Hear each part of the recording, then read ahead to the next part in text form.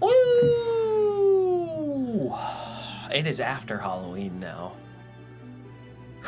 Good evening, all, and welcome back to another episode of the podcast Downstairs. We are just three weirdos who absolutely love horror. We got a few things to say about that, but first we'll go around the table and introduce ourselves.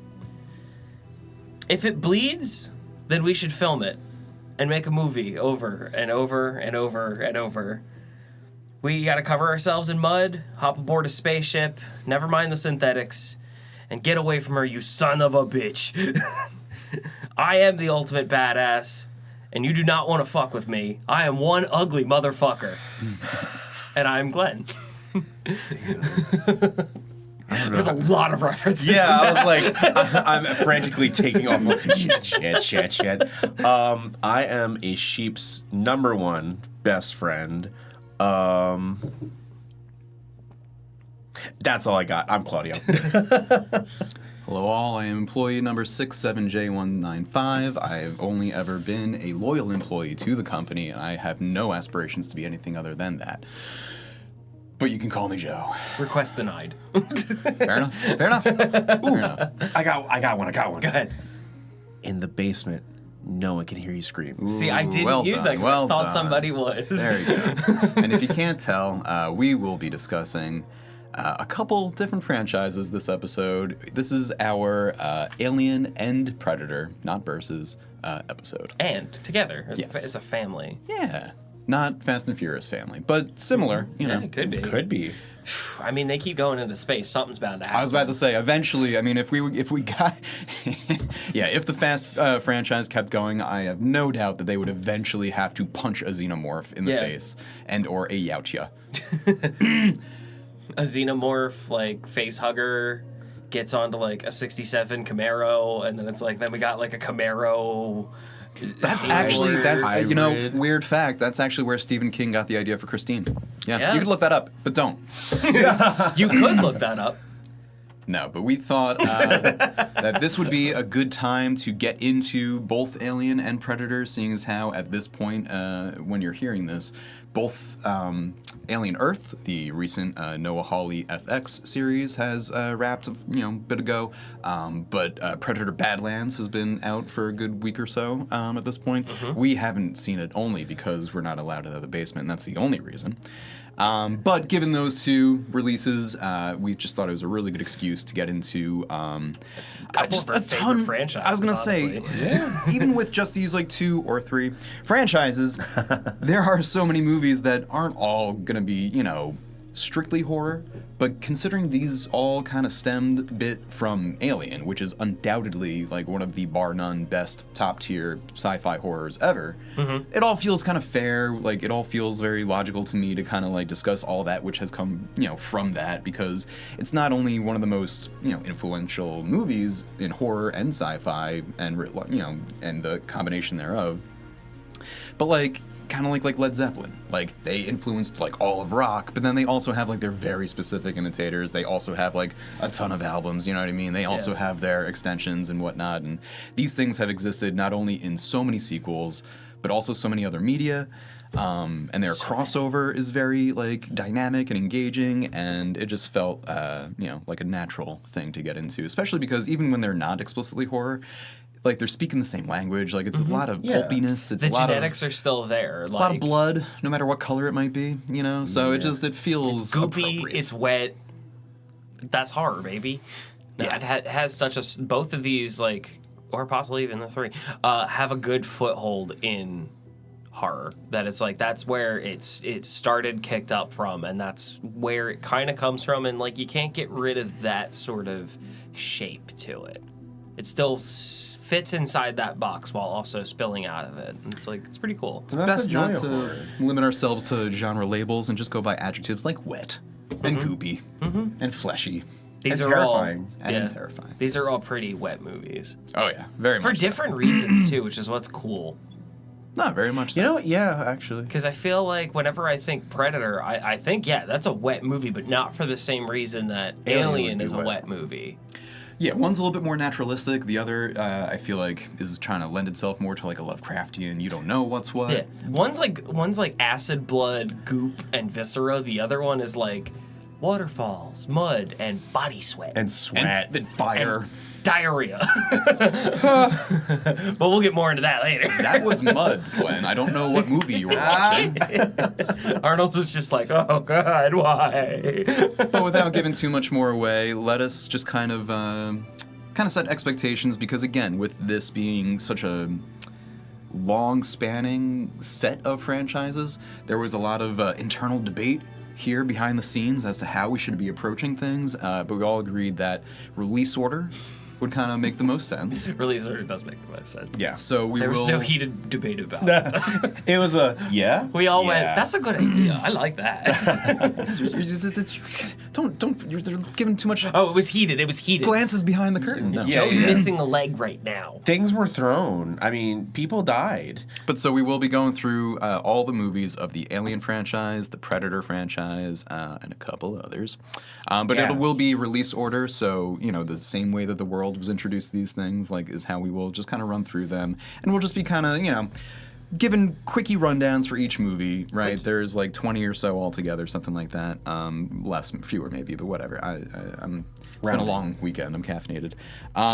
But yes, I felt like, I'm going to ask a couple questions in a second just to kind of give like opening snapshots for each of these things to For sure. ourselves, like where we found them and whatnot in our lives. But then, yeah, we're just going to kind of, go through each movie, just, its notable things, trivia, our takes, and then just kind of like quickly go through, not quickly, but like make our way through till we get to these new releases. Yeah, because we could be here all night talking about a franchise, let alone the cosmos of what we are going to be going through tonight. Emphasis on Cosmos.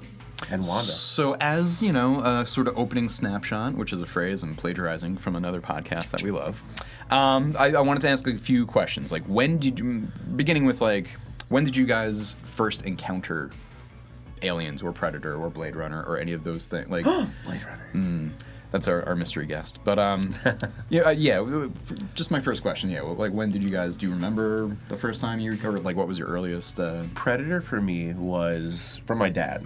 Same. Dad, yep. Thanks, Dad. Predator's a Budweiser movie, that's why. And correct. Claudio, wait. Do we have it? Wait, I'll come to you. What? Oh. Yeah, okay, it's in the There it is. Amazing. But yeah, definitely from my It would have dad. been great if we need had more another bicep? I one don't pop know. into Oh, the Yeah. Oh, I should have flexed. Wait, you weren't? Oh my god. But yeah, Predator definitely from my dad. Most of my knowledge from Predator, which admittedly isn't as much as the counterpart, was from my dad. He was big on like the action movies. So like in the cosmos is, I'm going to try to use a different syllable. In the scheme of all those movies, he leaned more into the action of it all, and then I leaned more sci-fi. So like I didn't actually go through the anthology of Aliens until like fairly recently, but like I knew and admired its existence longer than I did Predator. And that's got to have like a really good like starting place for you, whether you realized it or not, with like the games that you like to play. Oh my god! Because like you wouldn't have Dead Space without Alien. Yeah, there's so Like- much cosmic of this not of this world horror that started from, so much so that like even in like things like Dead by Daylight, like people lost their shit when the teaser, that potential of the xenomorph to be coming as a killer, and then to have Ellen be a survivor, like, oh my So god. for anyone that doesn't know what you're talking about, what are you talking about? So Dead by Daylight is a asymmetrical horror game, but like you play as like a killer, and your job is to kill the 4 survivors. And there's like so many Other people licenses. are playing the survivors. Yeah, there's 5 people playing 1v4. Gotcha. But there's so many licenses. There's like original killers. You have your classics. You have Leatherface. You have Chucky. You have. So this is like a Ghostface. Fortnite type game, like other Essentially, IP yeah. folks are Like Yes. there's original content, And it's then- like they delve heavily into getting all of the stuff signed off on by the studio, by the writer, by the like whoever owns that IP. They Yeah. go the extra mile to get it done Gotcha. right. So it's really cool. Yeah, Michael Myers. You have Springtrap was one of the more recent ones. Yep. But Like people. Bruce Campbell. as For Ash Ash. was one of them. Nice. Nicolas Cage as Nicolas Cage was on there. Yeah, played Matthew by Lillard voiced Springtrap, who Yep. he played in Five Nights at Freddy's. Spoiler, sorry.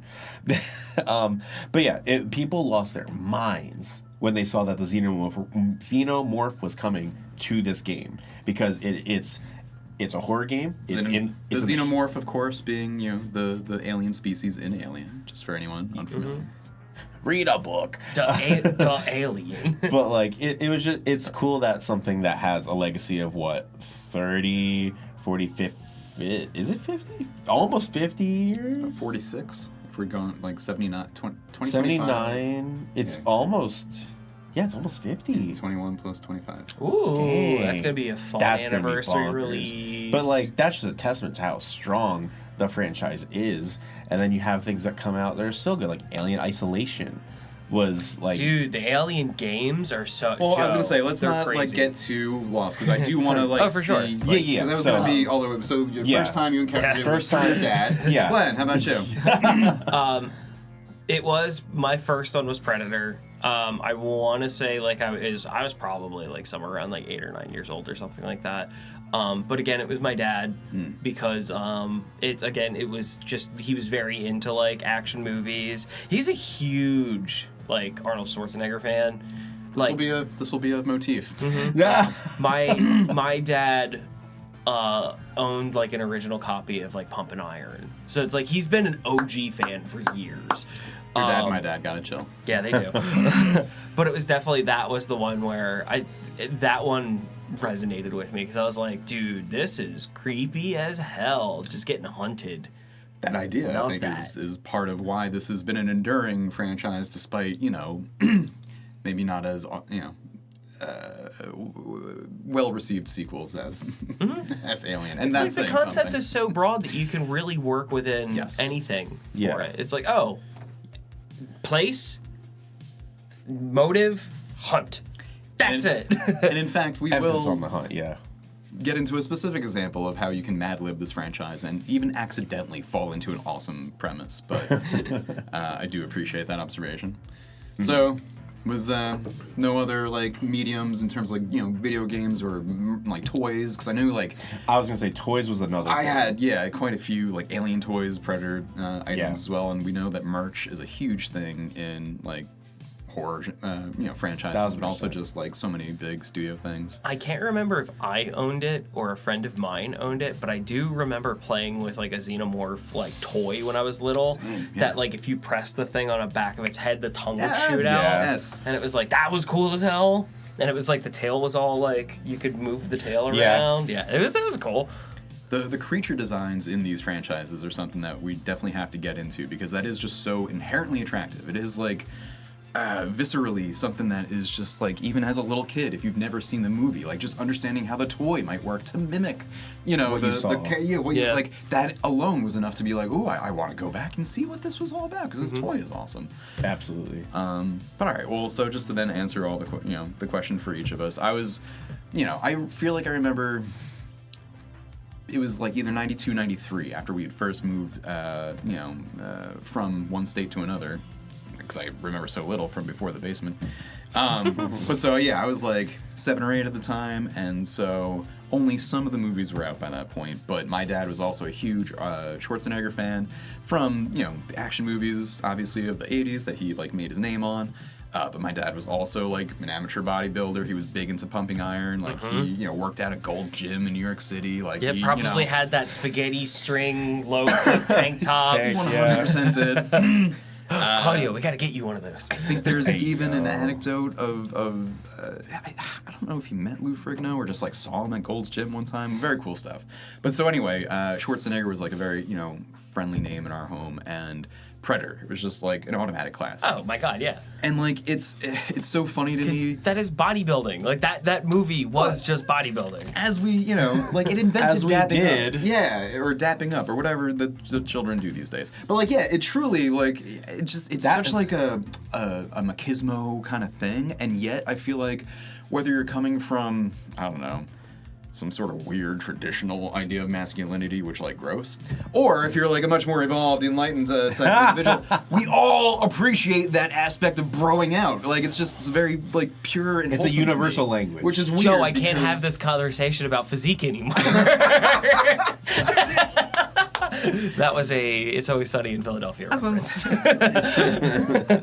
the body mass on Carl Weathers alone. I can't hear this about the body mass. Again, if you have not watched Mac and Dennis argue about this conversation from Predator, go find It's Always Sunny in Philadelphia. Great Beautiful. show.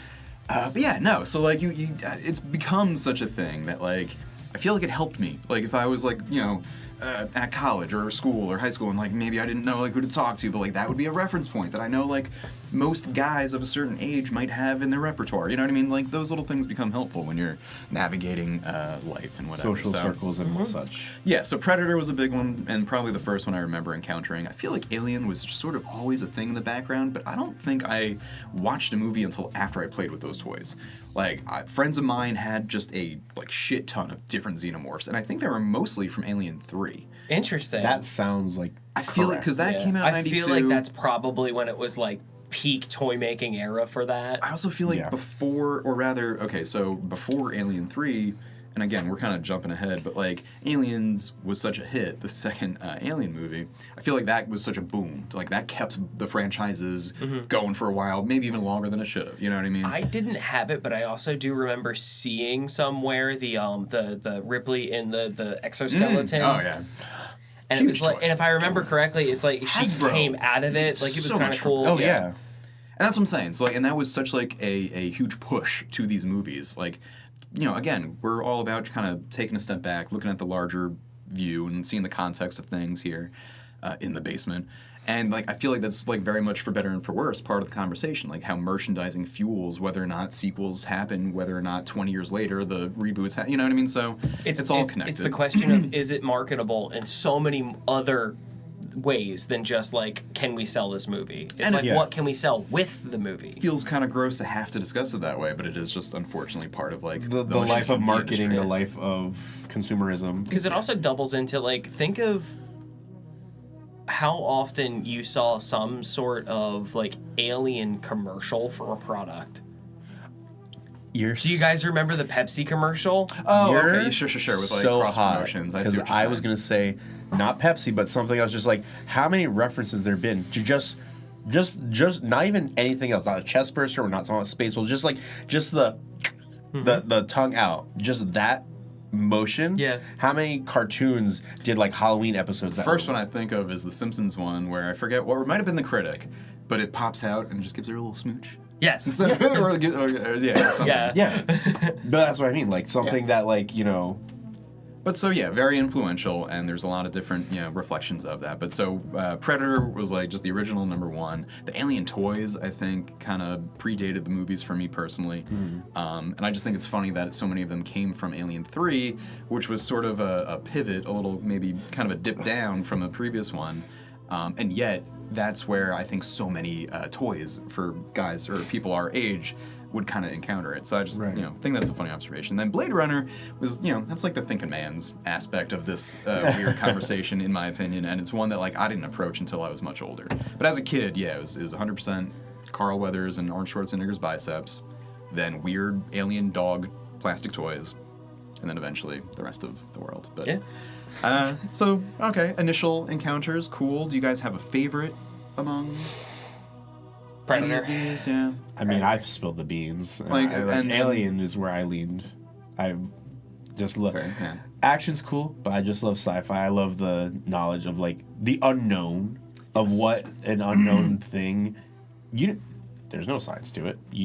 You're anticipating what could go wrong, and then it gets worse. And I love that. Which is, I think, so classic to like all of horror, right? It's kind of the what can go wrong will type of scenario. Yeah. Like I attribute my love of Predator to being like I always love like the tanky monster thing. Like that's just a cool thing to me. Yeah, like the brute of some kind. I'm gonna say for those that might not know, a tanky. Yeah. That would be very thick. Oh, I thought okay, well, like, within like Marxist circles, right? The tanky, like the sort of like libertarian that's taking it too far, right? Isn't Not that, even so much like that. No, I am just getting think my like terminology mixed up? no, I'm thinking of it more Like more stature. So, yeah, in stature, in Gotcha. build, and stuff like that. Like the idea of like a Jason Voorhees yeah, type, just where it's like literally- I'm gonna walk through a fucking wall to kill you. Yeah, I'm walking with my chest. Yeah. Whereas like don't get me wrong, I love Alien. Aliens are twinks. I get Yeah. it. They are. It's like skinny, they're they, live. they walk. They're always it's doing this, always, they're It's in hissing. the shadows. There's Look at their like fingernails. There's like they creep up on you and stuff. It's Got a like tail. Predator creeps up on you, but once you see him, it's like, It's all right, over. no, I'm gonna just fucking wreck you now, dude. Yeah. Well, that's why the yautjas, which I want to kind of get into those terms as Yautja. well. Yeah, but yeah. like, no, Predator is definitely a tanky and he's a thick boy, Mm-hmm. but also he is like, in that the same way that like Batman's prepared for any and all things. Like, Yeah. Predator's got a gadget for any and all. You know what? And he has yeah. a code. Because like growing up, Well, I was a some of 'em do. huge Batman fan. I loved Batman when I was little. Speaking of, So it's like the idea, yeah, right. Well, So no, the crossover. idea of them kind of doing the same thing. It's like they have their gadgets, they have their tool belt, but then it's like also it's like if I'm here to just fuck you up, I'm gonna beat you up with my I'll hands. punch you. Yeah. Well, since you just, But there is that lovely crossover. I was about to say, since you stepped into it so naturally and organically, Yeah, I the- should say that in addition to the movies and whatnot, one of the earliest memories I have of this franchise is the Predator vs. Batman comic okay. crossover event. One of the earliest of those that I can remember. Yeah. It was a Dark Horse DC, I think it was Dark Horse DC, yeah. collab, I guess, or was Dark Horse part of DC? I can't remember. I feel like it was like an imprint or something. Let us know like in the that. comments. This is shame on us. Like I Right. should have done this research. Comic ahead of book time, but I nerds, did come some get other- us. I did some other research, but yeah, that was a big one for me. And I know Like that those covers were always so striking and cool. beautiful, too. very painterly. Yeah. Oh my god, yeah. You see the like this Yeah. screams. Yeah, you're the like, 90s. I want to pick this up and read this. This looks awesome. Speaking of, I know that both of these franchises have, much like Star Wars, had a huge life, I believe, like in paperbacks. There's a whole just like novels. novelization universe that like kind of extends and goes deeper. And I don't know if that's where the terms like xenomorph and yautja came from. The yautja stuff, I feel like that backstory and that mythology was built very much in like some of the like literature and novelizations. Yeah. I'm really honestly not sure because I didn't think to look too deeply into that. The xenomorph stuff I think might be more in the text of like the original scripts of Dan O'Bannon's. Yeah, like there's a lot and, written in the Shusett. background that didn't necessarily get spelled out. And so much of that we know is like derived from just the general air of influence from like various Lovecraftian ideas about cosmic horror. And then Yeah. we later into the franchise will eventually get to where the Alien franchise kind of like butts heads with itself because it doesn't know whether or not it wants to keep itself mysterious or not. But we'll get there when we get there. We'll cross those bridges. I just wanted to like get those opening snapshots 23 minutes in. Yeah. But okay, but yeah, No, first absolutely. encounters, favorites, that type of thing. If we had no other observations to make, I was just gonna say one more reference in Sure. cartoon world, Please. like Ed and Eddie. had they done They had a whole alien reference. Like a whole episode was this dude was dressed in a suit, very much xenomorph, and hunted the kids down. That's xenomorph. It's funny. It was comedic, but it's like you get it. Oh yeah, and we would also be remiss not to talk about the best scene of Spaceballs. Yeah. When our lovely John Hurt appears in the in the diner and he eats something. It was the special of the day or something, and then the chest burster pops out and then does like, "Hello, my lady. Yeah. Hello, my honey. Hello, my ragtime gal." We love Mel Brooks. Classics. What did But no, he I have? love that- The special. A xenomorph was in a children's cartoon. Not that adults can enjoy kids' cartoons. Yeah. But that's. I don't know. There's something to be said for bringing youth into a thing in a safe way. Kids don't get enough horror programming. Yeah. And I mean that sincerely. No, absolutely. The fact that we grew up with things like Are You Afraid of the Dark and other weird Goosebumps. stuff. Oh my goosebumps. Goosebumps, yeah, but things that were kid horror, but not kid horror in that Not it was traumatizing. sanitized. Or No, I was saying the opposite. It's not kid horror, and then it's like, ooh, totally safe. And like it was a little rough. It's got to be a little edgy. But it trained you for like the real stuff. But it's not just about like desensitizing. It's about making you more literate to a specific medium, genre, etc. And I just think that's so important, and we don't give that enough to the kids anymore. That's why I really got to give some props to like the Fear Street stuff that they're doing, and it's like, oh, cool, they're doing like adaptations of the novels. And making it something that people can watch, that it's not necessarily for us, but it's young adult horror is what it is, and it's like, oh no, this can get pretty gruesome, but it's like it is. I can safer. neither endorse nor condone. I tried watching those movies. I don't know. Fear Street 1980 something was actually pretty alright. I had a feeling that's the one you lean. Yeah. But like, what gave that away? One more thing about Are You Afraid of the Dark? That like, I'm pretty sure what I love about it, and saying what you like, unsanitized. Like, there's probably, if we sat down and watched it, we could like notate all the references that are like, that these inspirations come from. And whether or not it's reference laden. Yeah, like, but it's nice to like, things transcend time and will eventually, reach the I was going to masses. say, if we put on a random episode of Are You Afraid of the Dark, we'd probably be like into it and like fairly creeped out. Yeah. You know what I mean? Just based on the strength of itself, Absolutely. But no, I'm so glad that the xenomorph could like tiptoe its way into, kids' nightmares before actually traumatizing them. Yeah. With its actual drool.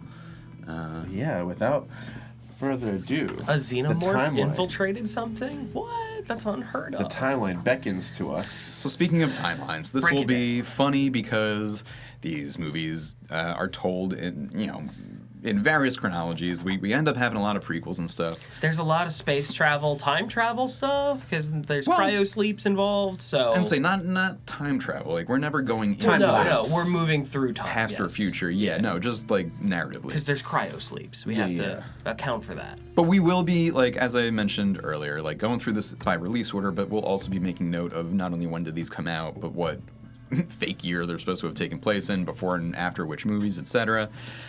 So don't worry, nerds. We'll cover that at least. But to begin with, obviously, we start with Alien in 1979, followed thereafter by Blade Runner, same director, and then we get Aliens. All right, so we'll be flip-flopping franchises a bit. After Aliens, we'll spend time with the next two in the other franchise, right? So Alien, then Aliens, Predator, then Predator 2, followed by flipping back to Alien 3 and then Alien 4, which was Resurrection in 97. And then, for some reason, we get a couple sequels that folks have feelings about. Those would be the Alien vs. Predator movies, very divisive, controversial. That, in turn, leads to a Predator sequel, which was just Predators, plural, with an S at the end. And then, again, we have to flip back to Alien franchise with Prometheus and Covenant, followed by a Blade Runner sequel. And then we get The Predator in 2018 from Shane Black. I have a lot of things to say about that one. And then The World Broke. Something happened in 2020. I don't remember what. But after that, there was a Blade Runner animated series, which I feel like very few people were even aware of, but something a lot of folks are certainly aware of now was Prey in 2022 from Dan Trachtenberg, a name that we're going to be saying a lot in the back half of this episode. And then more recently, we've discussed on our episode 6, I think it was, or 8 that we did the year 2024. But Alien Romulus came out that year. And then this year, we're eating so well with the Predator franchise when it comes to the animated anthology Killer of Killers. And now, most recently, we've had Predator Badlands. But of course, before that came out, we also had Noah Hawley's Alien Earth on FX. And then the future could hold quite a few other things post-Badlands, but we can cross that bridge when we come to it. First off, what do you gentlemen want to say about Sigourney Weaver and cats? And Mother. What sounds make sounds in space? She's just Mother. Oh, it's funny you say that because Mother, M-U-T-H-U-R, is a presence. I don't know if I'll say a character in this franchise, in that movie. That is the operating system of the deep space voyage vessels for Weyland-Yutani. Not quite on the same level of menace that I think like 2001: A Space Odyssey's. Yeah, it was. She's no Hal. But certainly in the same, like, and Hal walked so that Mother could Mother also, I don't think... also walk. Mother doesn't have a voice, right? Say again? Huh? Mother does not have a voice, right? Mother takes voice command, but can respond by, like, the text screen. I'd say the only voice... That sounds correct. Yeah. The only voice might be the typing that would occur when letters appeared on the screen in the future. All right, can we talk about how fucking cool it was that they figured out how to reflect whatever the hell is being written on the screen, and the camera's pointed at whoever's sitting at the screen typing, and the words reflect back onto their face, and you can see it type out on their face so not somehow. Reflect, but yeah, it's like projected. Yeah. Like, that shit's cool as fuck. Like, that is a timeless thing, and the fact that they still use that today is so goddamn cool. It's one of those things that, like, and this will always be an eternal thing, where, like, when we're young, we see these things about the future and what the future entails. What the future's supposed to look like. Yeah. Well, like, what is it? And this was very accessible future, like, inside this ship, though. Like, this is something that's, like, that's... What do you mean by accessible? Like, it's not far-fetched. Okay, yeah. It did look like a natural evolution, and I think that's why it was in part such a like distinctive, and like we all like locked onto it, like, oh my god, yeah, this would be how the future would play out, because it shouldn't be bright and shiny.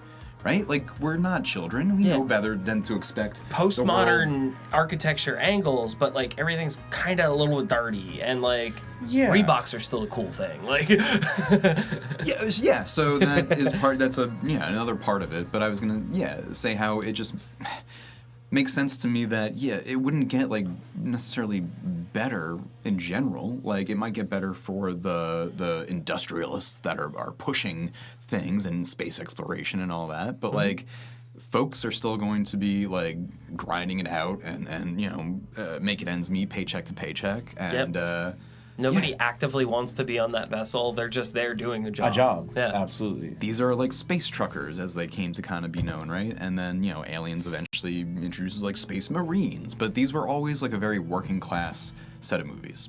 Very blue collar. Whether it was, even in the far future of Alien, or just like the commandos of Predator, and then we'll get into the law enforcement of future LA in Predator 2. But no, the sort of, not retro futurism of Alien, but like, the like dirty futurism that also felt like, Reeboks are still around. Like, these new computers still look the same.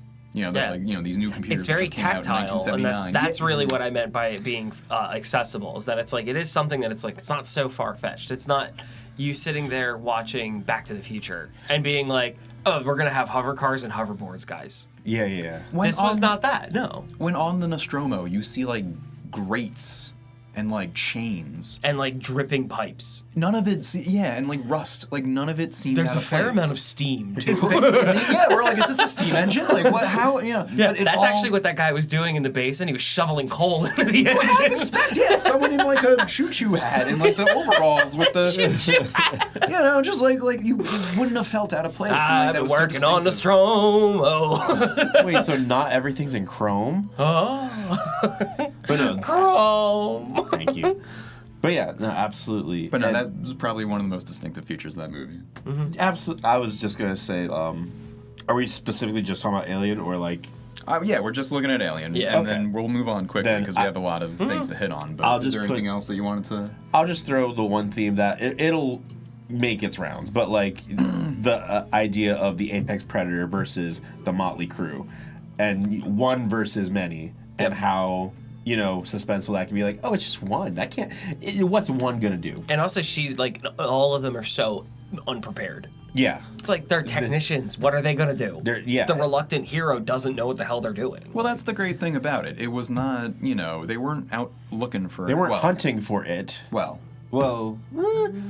So as far as the audience understood, these folks were not out hunting for aliens, right? In the original premise, they were just like, I think, delivering something. It was like a cargo situation, whatever. Mm-hmm. Come to find, there were corporate interests pushing ulterior motives. They were aware of this creature, and they wanted it the whole time. Were you saying that the corporate overlords are the bad guys the whole time? And that is, part of what the sequels have built into it, but it was all there from the jump. Like, and that's another great thing I think about the original Alien is that maybe, original writers Dan O'Bannon and Ronald Shusett may not have had the specific ideas of like Prometheus and Alien Earth in mind, but the fact that like those and Romulus and everything else like still fit with all of the like anti-capitalist, anti-consumerist, like pro-labor things, those motifs, for better or for worse, are continued throughout all the sequels, which is why I feel like even in Alien 3 and Resurrection, Alien has always kind of been the more prestigious of the two, if we're just looking at Alien and Predator. And it's really interesting, too, that it's like, do you think, like, the writers sit back, like, at some point and went, damn, we really did something with this? Well, Seeing, like, everything that came out of it and being like, oh, they're still existing in the world that we came up with. I bet that's got to be so validating, but I think it's just the authenticity of, like, wanting to do a true thing from the jump. If you're being authentic and true to yourself and your values, right? Whatever you put out into the work will have legs, right? Because it came from a core truth to begin arms, with. And a tail, and an extra tongue. And a lot of extra spinal bits. But no, I think that's why, like, even like a bad Alien sequel has like, the nuts and bolts of like true genius. Because again, the strength of the original is just so undeniable. Yeah. Correct. And like you can sell the concept of any sequel for it from there. I did just want to touch on too with Alien, with it being the first one out the gate, them getting fucking H.R. Geiger to come up with the concepts for all of the alien stuff, like anything beyond the human scope of things. He didn't have much to do with like the design for the Nostromo because that's a very human architecture. Interiors, though, he did. No, he did interiors of the... oh, true. Okay, yeah. Yeah, he did the interiors of That the may- yeah. engineer's ship. I don't remember though, like what came first in like the concept art. Yeah, stuff. I can't remember exactly how it went, but like they 'Cause I had feel like- another concept artist work on them, so that way there was a distinct difference in the look. Because they both are not dissimilar in that they both just feel like they're made out of just all the pipes in the world. You know what I mean? Like just like pipes on pipes on pipes, Yeah. grates on grates on grates, And it everything's was- wet. Chains. Yeah. You know what I mean? Like they latex. I want rubber. I want gross, weird dripping things and translucent oozes. Anytime we're recording, I want to hear a Yeah. do the drip. Yep. The gong of like pipes, whatever. Can we just? Both ships seem to have that in common, but no, I guess it would be like very distinctive, like the more sort of industrial, like industrial revolution unbridled kind of like Yeah, there's of the Nostromo and Earth plastics, there's vessels. leathers, and then in the other one, it's like, is this stone? Is it a natural creature? What the hell? Like, is the ship like a hollowed out being? Like, what the fuck is this? Why is this seat so big? Yeah. Oh, and so touching on like stupid little cool fun facts about this, because that's where I shine. I love that sort of stuff. The fact that the engineer's room was fucking life size. Yeah. When they shot that, those giant creatures They built sitting that in set, chairs, they yeah. built that set. Yeah. oh And baby. when they it's really filmed cool. it, that was them coming onto set for like one of the first times. They were like, "Oh So I think those are shit!" pretty genuine reactions. Yeah, same thing with the actual look of the xenomorph as well. Fun little special effects side thing too. A lot of the tendons and stuff on his face were made out of like shredded condoms. So that's where the latex kind of comes into play. That actually makes a lot of sense because, like, are you guys aware of all, like I'm pretty positive, and again, I'm kind of going off of just, like, things I think I know, so maybe I'm wrong. But I'm pretty positive that, like, I've read somewhere along the line that, like, both the xenomorph and the yautja were eventually designed kind of with the same ideas in mind that, like, the xenomorph, the whole thing, like, that is meant to evoke, like, a very, like, sexual assault type of, Yes. invasive I know where you're going with invasive this. space thing. A lot of the shaping I of the think- creature is very phallic. Yeah, Phallic, vulva. yeah. Yeah. Yes. No, that's And why. it's competing. There's a feminine motif. Yep. Yes, Yeah. correct. And the whole facehugger thing, like also being like kind of Yeah. like vaguely vaginal. We see this more expressly, like, or rather explicitly expressed in Prometheus, that like cobra thing. Yeah. Yes. And also in later on in Romulus as well. And so again, just because Oh, like there yeah. are certain things that we're I think just kind of quickly trying to establish while discussing the original movie Alien, because these things will be They just kind of carry through. Well, I was going to say they will be referenced as we discuss Yeah. the sequels and such, but like one of the big things, is the sort of like sexual nature that was built in. Like this was not an accidental thing that like, oh, the production designer or the costume designer just happened to fall into and they leaned into it. Like, no, I think it was very much like from the script onward meant to be like, no. We want to evoke that sort of like invasiveness because that is, something that will be extra, threatening or whatever. Yeah. But the idea wasn't just to get Sigourney Weaver in her panties running around just because. And there's reason for this. And there was, that could have been more of a less high-minded thing. But I'm pretty positive that Ripley was not. I don't think Ripley was always intended to be either male or female. Like I think all the parts were written neutrally, and then they were just casting whoever. Yes. But the fact that it ended up becoming like a woman as the lead is so huge because like it lends itself into like the feminist readings of just Ripley as a character being the only one who knows what the hell is going on. Yeah. Yes. Or knows at least how to act and isn't a moron unlike pretty much everyone else. Yeah. Which actually looking at the name, like how the naming conventions for the characters within Alien, it is I do see that where it's like, oh yeah, we just have person named Lambert, Dallas, Parker. I was gonna say, speaking of names, Ash. like Dallas, there's like a small sort of motif of like characters being named after cities and places. We'll have our Tennessees and I don't know, Arkansas, and that's across both franchises. And right, that's what I'm saying. Yeah. So Yeah. I'll point those out as we go along. But okay, so we have touched on. Lastly, to tack on to your thing about sexuality as well, Yes. and then we can move on. The whole thing about the computer system being named Mother. Oh right, yes. And then it's like also the pregnancy theme that goes through a lot of the things with the chest bursters. And that's the thing. Like this is all just a metaphor for like how horrifying pregnancy could be for a woman or for anyone who was going through like those body horror transformations that we've seen in other movies, but like horror sci-fi seems almost like tailor-made for that specific kind of thing. But no, so cool. I'm glad that we were able to touch on like the H.R. Geiger of it all, the Lovecraft of it all, the the production values. Because that'll all come back full circle as we go through with the rest of them. And we've mentioned Sigourney Weaver. Like we could also we've mentioned John Hurt. I just feel like I should at least call out Yaphet Kotto as Parker and Harry Dean Stanton as Brett. Character actors that we've come to love. Ian Holm as Ash will make appearances. Yep. And also the xenomorph in the original Alien was played by a man named Balaji Badeo, and also someone named Eddie Powell, who is uncredited. But I know it was Badeo that was like the man in the suit. And like again, twink or not, like there's a lot of great physicality to like give credit to that man. Dude, he was tall as hell too. And like so, in subsequent sequels, like it's not going to be as falling on the shoulders of one individual, but like for the first one, I wanted to like shout his name out. Absolutely. For that. And I love that duality of like the brute stature versus the lanky, slithery.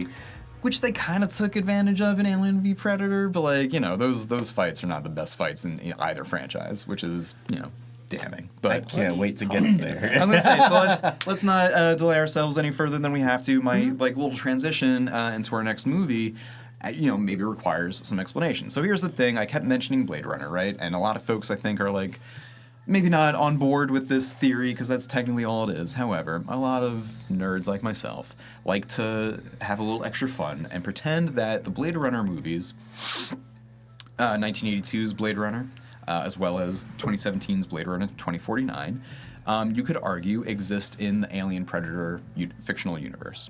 There are some reasons for this, all right? The first of which is just the fact that Alien 1979 and Blade Runner 1982 are both directed by Ridley Scott.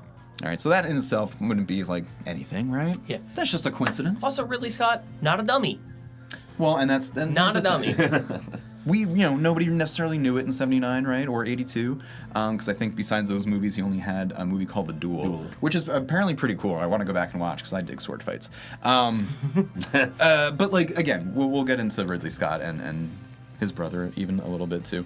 But so okay, just same directors. Okay, no big deal. But they both are sci-fi movies about the future, in which the settings are incredibly dystopian, right? They both just happen to have a whole lot of like extreme urbanization, a lot of pollution, and both have this very, again, like grimy, pro-labor, working class. Damn, isn't everything hard and dirty and not easy for most folks, And it had that through line. But okay, director, setting, theme, these are just still circumstantial, as we would say in court here, right? The damning piece of evidence, the first piece of it, of which, at this point in time, would be the fact that, and I'm going to screw this up a little bit, all right, but the interface or OS operating system display screen for a ship in Alien was the exact same in a ship in Blade Runner. I forget the models of the ships or whatever, blah blah blah. So come at me if you want, right? But when Harrison Ford hops into one of the super cool just zipping around taxi ships in Blade Runner, it's the same font, it's the same screen interface, it's the same dial-up whatever display as what you saw in Alien. And so pre-internet, early '80s. It was the Purge screen and the Narcissus shuttle. Thank you. Appreciate the due diligence there. Is the same thing on the police spinner in Blade Runner. The police spinner, that's what it's called. Thank you. So again, that was setting fans' worlds on fire. Oh shit, these are the same universe. This is the same movie. And again, this is pre-Avengers, pre-MCU, right? We didn't have this as much. Crossover, yeah. So crossovers were still really exciting. I feel like nowadays folks don't understand how cool a crossover was because kids these days have maybe grown up their whole lives with the MCU, and that's great, God bless them, but they don't know how spoiled they are. That was a very rare thing before 2008 or whatever. The Jimmy Timmy Power Hour of Nickelodeon. Well, that's why it was so cool that we had the Batman Predator comic when we did as kids. But again, maybe they were just trying to sell us toys. Regardless, we get Blade Runner and we're pumped. All right, so it also, Oh yeah, there's a lot of crossovers that I'm now I'm looking at it. The other dude, there's so diary entries with names that share across the thing. And not for also, nothing. there's the very blatant replicants versus synthetics. So that's the other huge thing going on. It's one thing if oh guys, come on, lots of movies and books all have androids and robot people. It's a huge sci-fi thing. Why is that the same? Well, whether you're talking about replicants in Blade Runner or synths in Alien, which, okay, different names, different time periods, which I'll get into in a second, they both bled white. Yes. Come on. I also think, if I'm remembering correctly, too, there's something about Roy Batty's final speech about, Did it mirror something? Tears in the Rain when he talks about, seeing... Oh, that's right, yes! He's quite literally describing a ship... like a cargo ship. Yes, and yes, the terraforming and everything that's being conducted in the background of Alien does get referenced. In that speech from Roy Batty as played by Rutger Hauer in Blade Runner. Oh my God! Fucking Timothy Olyphant actually looks like Roy Batty. Very much so. I didn't even think about that. I think that's an intentional reference. The white hair on Timothy Olyphant in Alien Earth, the FX series by Noah Hawley, does seem to very much be trying to recall Rutger Hauer as Roy Batty in Blade Runner, both being bleach white platinum type hair. That's crazy. I didn't even think about that one. It's a good observation. Shit. But before we get ahead of that, I can just say that Blade Runner, yes, directed by Ridley Scott, but written by Hampton Fancher and David Peoples, and that's going to come into play once we start talking about the 2000s. When we get into Alien vs. Predator and some credits with another movie called Soldier, starring Kurt Russell, that comes out for 16 years after Blade Runner in 1998, but we'll get to that eventually. But yeah, so we have the director, you have the setting, the themes, the androids, for whatever lack of a better term, and of course this Blade Runner was very much an adaptation of Philip K. Dick's 1968 novel Do Androids Dream of Electric Sheep, which had nothing to do with xenomorphs or aliens or H.R. Geiger or H.P. Lovecraft or anything else. That story could 100% exist within universe of Alien, though. That legit just it hits the vibe of feeling like that. But again, it's Do Androids Dream of Electric Sheep, right? It is, what is the interiority of a consciousness, whether it's electronic, digital, organic, etc. And that becomes a huge theme of the Alien movies. And it just shows you that Ridley Scott was almost more into the idea of the android than he was the alien. The actual... Which I think Prometheus comes to fruition very later. Much show us, and I'll have some things to say about that. But hearing that and then going back in time and even just through Earth, through Romulus going back, there's obviously.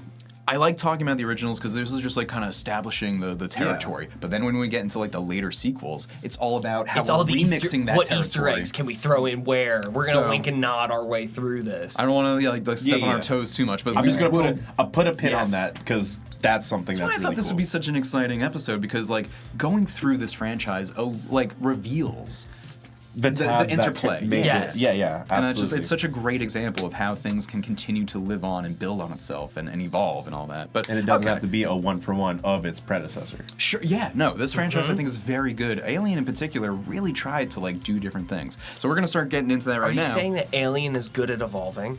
I am very much so. Oh. Very versatile, these creatures. But we won't know why until, again, Prometheus kind of illuminates things that folks didn't want to necessarily see come out of the shadows. Yeah, I'm excited. So, we have Alien in 1979, Blade Runner happens in 1982, and whatever, it's just kind of like coincidence at that point, right? But both these movies are doing well, Alien was a hit, and so... We want more. Studio, we want more. We want more than one alien. Give us another. And I think that the success, Blade Runner was not a success, right? I'm pretty sure it was not a hit. I think people were like, It did what is... fine. What is this weird... Yeah. You know, too slow, boring, depressing thing. Like It Harrison became more Ford of a is not. cult sensation later on. Yes. It just paid its budget. So I'm pretty positive like it was not a hit, and that's part of why there are so many different cuts of Blade Runner. But anyway, Yeah. Oh, we're never getting the original either. Ridley Scott is no fool, right? Say what you will about him, and I got plenty of takes on him. But like, he was building a name for himself. I think he was a name in the industry. There was people were like, all right, you know, Alien was a hit, Blade Runner was not. Which of those two gets a sequel? So, in 1986, we have Aliens, not directed by Ridley Scott this time. No, we're gonna hand it over to some new kid, some inexperienced child. Who at this point, this man had only one other feature, The Abyss. think so. Was that right? Is that Yeah, I correct? think it wasn't his feature, but it wasn't his directorial debut. But What's what I'm saying? So, Yeah, it does was- anyone know off the top how many features James Cameron had before Aliens? Was Jim? it just The Abyss? Jimmy? Big Jim Cameron. Jimmy Cameron. Before... That can't be right. What are you looking at? The Terminator? Oh God, yeah, of course, Terminator. Yeah, this up and coming kid. You know. I was just like, wait, what? Literally, yeah, 2 years before. Yeah, because that was 84 was 84. Judgment Day, correct? No. No, guys, it's the original. Okay. Sorry, what? No, I'm just saying we should know our stuff. So Yeah. yeah, 84 was Terminator. Yes. Hey, we're on the not great network for a reason. Yeah, let's aspire to be better, okay? Yeah. So, Yeah, Terminator aim was to 84. try. 2 years after that Yeah. was Aliens. this new kid, this guy. but those movies are not connected, okay? But yeah, Terminator was a hit, okay? So the sequel for Alien gets handed to James Cameron, who at this point only had The Abyss and Terminator. So again, like Ridley Scott, who ends up becoming a giant in the industry, still just kind of coming up. Like, we're making jokes, but, you know, he was not Big Jim at this point. Yeah. But Aliens kind of rocks everyone's world. Yeah. And it's worth noting Terminator, not just because of the James Cameron connection, but because Aliens, the sequel to Alien, got a similar treatment that T2 got from Terminator, in terms of, you know, James Cameron taking a sci-fi hit and just adding guns action, yeah. and action. And obviously it's more than just adding bullets and stuff, but like, I think it's undeniable to compare like Aliens and T2 and just the James Cameron of it all and the huge big blockbuster of it all and the special effects of it all and how like that influence went on for, you know, decades. Oh my God, absolutely. But so anyway, Aliens in 1986. The script is written by Cameron. The story comes from Cameron. We also get screenwriters, David Giler and Walter Hill also contributed to the story, and they were also Walter Hill, I think, part of the original script for the Alien. Again, I'm a little fuzzy on those credits, but like, again, just with the sequels coming up, those were the folks in common. We also have returning, of course, Sigourney Weaver, right? But then we get a whole new cast of supporting folks.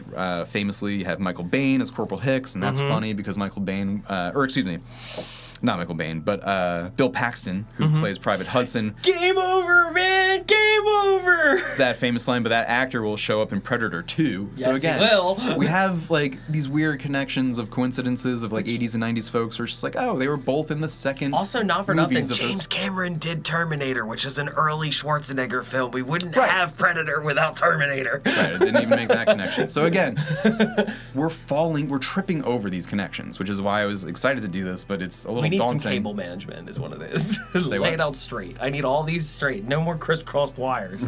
They just were just piling everything on back then. Correct. But anyway, so then we are in Aliens territory, and by the way, Aliens, despite being a direct sequel to Alien, in universe takes place about 57 years after the fact. All right, because again, space travel, cryogenic sleep, etc.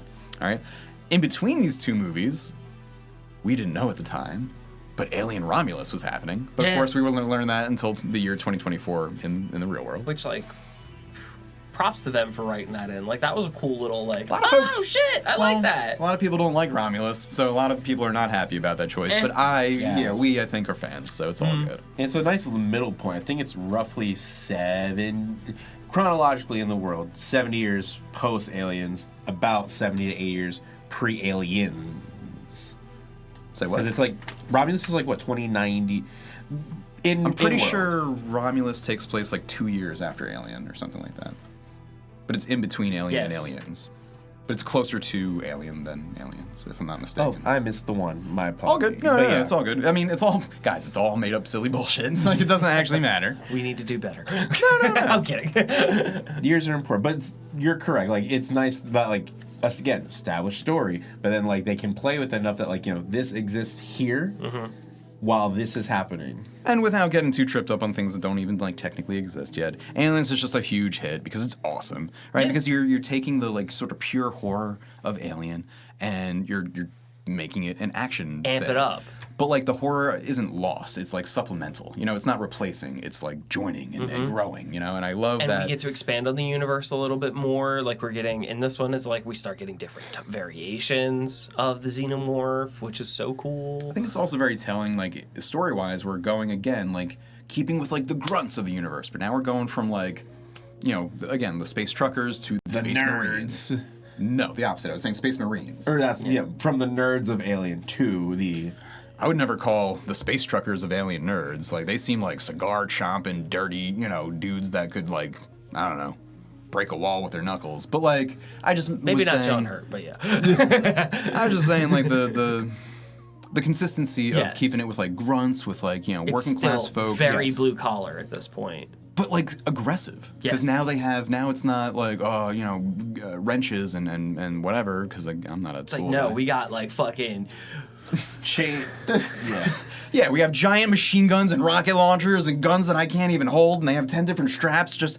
And yet, like, that one woman with the bandana and the short buzz cut is just like jacked as hell. Well, we got tactical smart missiles, phase plasma of course. pulse rifles. We got sonic electric ball breakers. We got nukes, knives, sharp sticks. It is not subtext. It is text that they are into these guns. Yes. And so I just think that's worth noting because story-wise, narratively speaking, it, like, continues a sort of, like, aggressive vibe in the universe. You know what I mean? Like, this is extremely dystopian. Like, you don't ever really get an idea of comfort.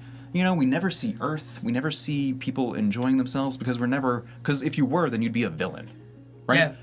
We're only ever, like, with folks that we're kind of rooting with, but even the folks that we're rooting with seem like not good people. Yeah, they're not super likable. You only ever really root for Ripley, and then, like, the one or two men or children that she, like, befriends. And then everyone else sucks. Yeah. Well, actually, Everyone else is, like, either a dick or an idiot. Yeah, speaking of the children, though, in this, too, is, like, that's when we're also getting the addition of Newt into the story. And it's like, all right, now the motherly role has to change. So it's like that whole, like, mother pregnancy vibe takes on a completely different thing, but it's still existing within the same Again, doesn't feel like framework. a replacement, feels like an extension, feels like an evolution, feels like a growth, a development. No, so I love that. And again, like, if anyone's, you know, trying to figure out how to make a good sequel, it's like, yeah, you don't try to replace what was successful about the first thing, you build on it. Like, explosions. And then just add guns and explosions, and also, James Cameron pump it full of guns. How many monsters did you have in the first one? How about times 10, you know, or how about times 50? And, like, what a simple way to just make a sequel This more is awesome. the first appearance of the mother. Of the queen. The xenomorph queen, yes. Queen, yes. I still remember just the iconic scene of, like, he's in the vents, and it's like the ping, like, they're X feet away, they're right on top of you, and you just see a myriad of just dots, and like that, just the idea, you're not even there yet. It mirrored the original when he was going through the vents, and they're doing the same thing, but it's like before it was just the This one, it was like, It's- oh, fuck. Everything. But no, so just like very like brilliant in its simplicity, effective in its visceral nature, and despite being such a smart couple first movies in what would become a big sprawling franchise, like just very smart. Because I don't think it was trying to do too much. It just was trying to do what it wanted to do so well, and I don't know. I feel like it's a perfect storm too of like, we're early enough. It's still the '80s. 86 for Aliens. So like we're still working with like a lot of practical effects. We're still getting actual wet for the drool. real- It's not CG. Just barrels of KY jelly being used for this. So much, yeah. Yeah. And I think it's a real sweet spot. And that was just used to grease up Bill Paxton. Speaking of greasing people up. Oh boy. Oh, we're talking about greased up? So again, I think acknowledging how, adding action into the mix is really helpful. Is that beneficial? Do people like guns in the 80s? Do people like aliens that are apex predators and then throw in muscles and guns in the mix? Well, hey. Let's do more muscles than aliens. Brothers Jim and John Thomas wrote a script that would be directed by John McTiernan of not just Predator fame, but then also would follow up in '88 with Die Hard, a little movie you might have heard of, and then in 1990 with another huge hit, The Hunt for Red October. John McTiernan was just on a tear, which I've mentioned on previous episodes, but it's worth repeating. But in 1987, just a year after Aliens, we get Predator, right? And like, productions, maybe Predator was already in the works before Aliens even came out, but like I think, again, it's not a coincidence that these franchises were kind of chasing each other a little bit before they eventually more explicitly crossed over. But so far, we have more evidence to think that Blade Runner and Alien belong together more so than this new thing called Predator. Yeah, for sure. So getting into it, 1987, Predator comes out. This is a creature feature, like at this point. Like, Yeah. anybody signing on to this had no fucking clue what they were getting I was into. gonna say like that. I did not do the research into. I didn't ask my dad about it in terms of like, because I should have asked like, hey, how did you know about this movie? Like in the advertisements, did you just think it was like an army thing, or what? Like how big were they pushing the Predator? What was the aspect? pull? How much did you know of whatever this creature would be? Did you even think it was an alien? Was it just meant to be maybe a swamp monster? You know what I mean? Like, Yeah. who knows? Like, I kind of wish I had that detail, but since I was about a year and a half when this came out, we don't remember the original promotional material. But this movie is so cool, in part for all the reasons we've already discussed, but because I think it presents as one thing and then becomes a totally other thing before you realize it was not, you know what I mean? So you first watch Predator and you're just like, all right, cool, army movie, military movie, guns, And it's men, still muscles. very much in that line of things that like Arnold was doing at the time. I've seen 'Cause Commando. He did I've his seen- movies movies. Then he did a couple of little movies called Conan the Destroyer, I've Conan the seen Red Barbarian, of Sonja. Red Sonja. But then and then he's also doing Terminator, which is his foray into sci-fi. But Yeah. he's still flexing, being half naked, and shooting people. That's all he needed to do. Yeah. But So no, then he this hops into Commando. He hops into Raw Deal, where it's Raw again Deal. it's not really some deep-seated, deep-thinking type movie. But building a brand, Yes. building iconography, making yourself recognizable. Yeah, so they were like, we got this idea for this creature feature monster flick. He was a natural get. Yeah. And it was like, he is up and coming at this point. He is hot new shit. Who are we going to co-star? Oh, well, he can't be the only guy. We've seen him be the only guy, be the buff guy in the movie before. We need... What if they were all muscle bound? Yeah, we need other, like, muscle freaks in this. Sorry, I like the term. Muscle freak. So then, It's like a complimentary, but not. yeah, and then we start getting, like, the pile-ons, like Carl Weathers, and then, I like... was about to say, so Carl Weathers plays Dylan, the other half of the Dylan, you son of a bitch. Got you pushing too many pencils. But I didn't. I meant to ask, like, did you guys? Because okay, we know that like Schwarzenegger was like a action star name at the time.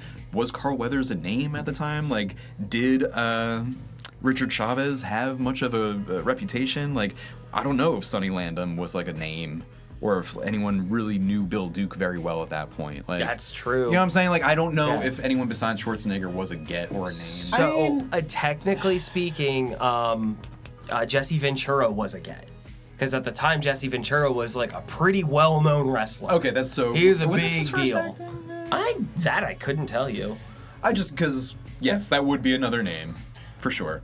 Now, Especially in terms of, like, the tough guy, reputation, right? Oh, we're gonna get a pro wrestler to, like, spit tobacco and whatnot. So, pardon me for not knowing, like, box office records, but, like...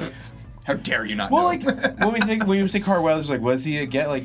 Oh, okay, so we got, like, $6 million. Oh, yeah, duh, of course. Yeah. Okay, He was Apollo Creed. Yes. So, of like, course, yes. and that was, what, So, 76? So, like... Shame on me for not thinking His that. name, Thank you. I would say, would still be... Oh, yeah, I'm going through, You're like, his 100% right. filmography before Predator even happened, and it's like, bro, he got 3 Rockies under his belt before. I should have, that's obvious. So, like, Okay. So yeah, tough guy Schwarzenegger, tough guy from Rocky, tough guy from pro wrestling, and then other folks who are either big, tall, or tough. So Yeah. all right. And then in the midst of all that, you think like, oh, cool, I'll just watch these guys bro out and shoot folks and whatever. Yeah. I love action movies, and then all of a sudden you're like, oh shit, why is everything infrared? Oh god, yeah. Yeah. What is this hand?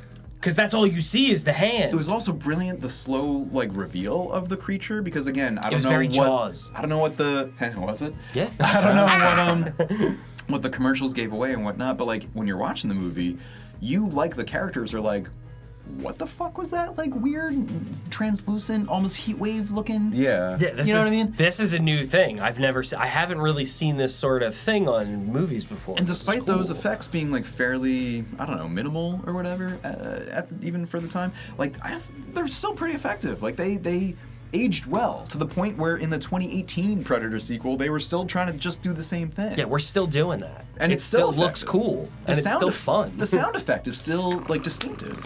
Not only his growl, but just the weird like echo. Yeah, not the mechanism, but like Yeah. yes, the Of like the infrared shot. Or yeah, or if it's And then zeroing it's like, in. then you got like the fucking bongos playing in the background all the time, and so he shows up. Music cues are there. Well, and so okay. So we love Predator, and then it's shown when Prey eventually happens. But so I'll jump then.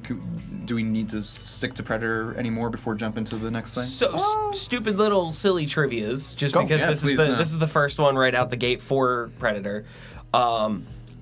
Apparently, several directors were approached to direct this film, including Ridley Scott, James Cameron, Brian De Palma, Richard Donner, John Milnes, John Carpenter, and Rennie Harlin. However, they all Rennie passed. Harlin! That's amazing because he ends up back in the fold. They all passed because they didn't want to do an alien monster movie in the jungle. That's hilarious. in the jungle. So it makes so much sense that they asked Ridley Scott, but he I guess was trying to branch into fancier things. Cool, I get that. James Cameron I guess had the same idea. He was like, oh, I already did The Abyss, Aliens. I don't want to have to keep Oh, That's we so got interesting. The resurgence of KY jelly in the franchise here. Apparently, the blood was made by combining KY jelly with a cracked glow stick. Oh, that's super interesting because of course, the very neon green blood again had to have been an idea that came from the green acid blood of the xenomorph, right? It's a different It's shade of alien. green. It's Different shade of green. alien though. It's not of this world. The kill count: 1 scorpion, 1 boar, 1 predator, and 69 humans. Nice. Most Nice. of which died at the hands of Arnold Schwarzenegger. Nice. Damn. Yeah, there were a lot of bullets flying around them. Yeah, the shootout was insane. We also did have the appearance of the Kevin Peter Hall playing the actual yautja. But did you know that before before he was cast, they needed another muscle-bound freak to be the Predator? Obviously, if you got these muscle-bound dudes fighting something, they also got to be big, right? Yeah. Who did they ask first?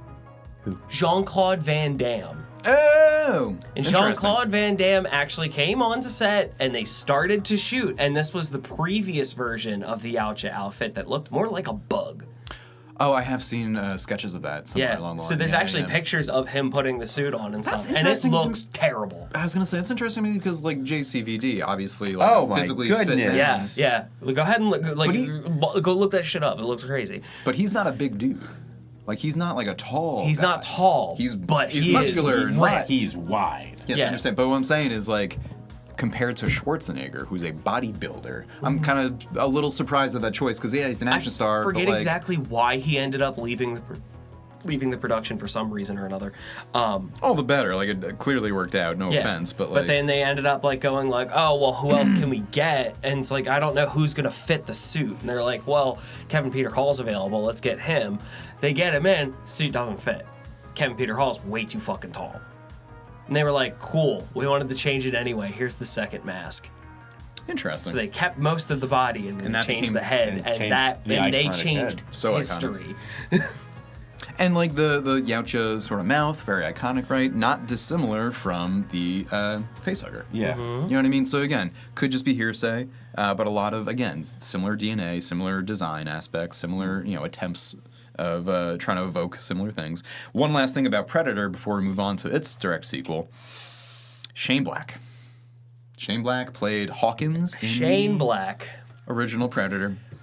And then he gets ideas. And his incredible, awful joke at the beginning of that movie. Which one? Oh, you know the one. I'm not going to say it. Well, then don't reference it.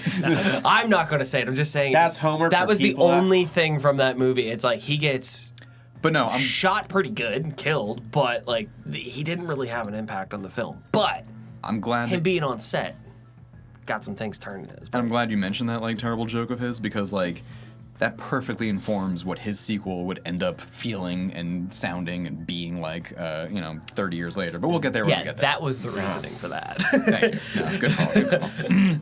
But then, okay, so 1987 was Predator. It took place roughly in its time period. So for the record, again, Alien came out in 79, took place in 2122. Blade Runner came out in 1982, took place in 2019. I don't know if you guys knew that. Blade Runner's already happened. That's bonkers. Old news. Oh my god, dude. Deckard's gonna have a rough next year. Aliens. He thought the synths were bad. Get ready for what's gonna happen in 2020, baby. Aliens came out in 86, took place in 2179. Then we went backwards, right? 1987, Predator, present day. And then 1990, Predator 2 happens, right? Just 3 short years after its original, because Predator was a hit, I think. And by god damn it, those Thomas brothers, they had another idea. Did I they? got a script. So Jim and John Thomas also wrote the script for Predator 2, which is something I didn't know. That was pretty... Like it says Jim and John Thomas. As I did an exclamation point, because I was excited. And to their credit, like, I do kind of love a lot of the carryover, right? As you mentioned, the bongos are still very much in play. They were very much trying to evoke the originals. They did the slow unveil again. They didn't like just like pop it right off the get-go and go, look, you saw him in the last one. No, we're gonna tease it because he hunts and that's how he hunts. He has to be unseen. Not too dissimilar from the transition from Alien to Aliens of like, okay, we're not going to change it too much. We're just going to take that horror aspect and hit times 25 and make it a little more actiony, right? This is very much a similar treatment in that like, okay, we're not going to change too much. We're going to keep everything you love about it, all right? Green blood, bongos, hanging people skinless, upside down, yes, yes, yes. We can't do a jungle again because that would be derivative. What about an urban jungle? Oh, you I know think that you're phrase onto was something. said by an executive. What about an urban jungle? And then then they they were all like- pat each other in the back and blew each other and lit cigars for like 4 hours. They were like, you know what? The heat wave has been fucking crazy lately. What if that fucked with his heat vision a little bit? You know what? We all hate minorities. What if we did LA riots? Gang violence! Yes! It's like Oh, we need more coke. Oh, what about a drug dealer? So again, I feel like this is when like the 80s of it all really was out ahead. But it was the 90s. well, technically 1990. It was 1989. They were unstoppable, untouchable. Next year it's just going to be the 80s part 2. So anyway, Predator 2. Cool movie, but so unhinged. Kind of super racist. But it's got Bill Paxton back, and he's cracking jokes, and, we have Danny Glover sort of taking the role of Arnold Schwarzenegger. Not literally the character, but, like, the leading man, which, nothing against Danny Glover, but, like, because, again... Weren't you afraid that he was just going to be a little too old for this shit? That's and, like, I don't think he was at the time, but he gives the air of someone that's too old for that shit. Yeah.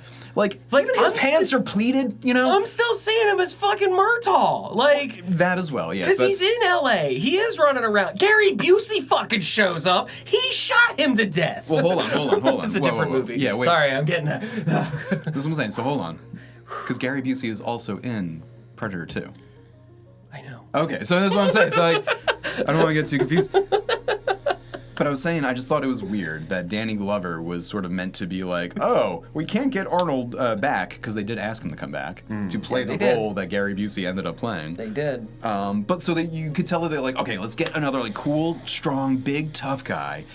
Make him a little bit different. And like in the script, like he's shirtless for a minute, he's got to change his shirt, of course. And like you do see like, oh shit, Danny Glover's like a big dude. He's not, he's no pushover. Yeah. But he does seem... No, like he did make an effort, because I felt like in Lethal Weapon he was a little doughy, but he was supposed to be playing that kind of a cop. He that was it's a like, dad, a TV daughter. I've been sitting on my ass doing paperwork for all these years. I'm only 5 days from retirement type of thing. And like...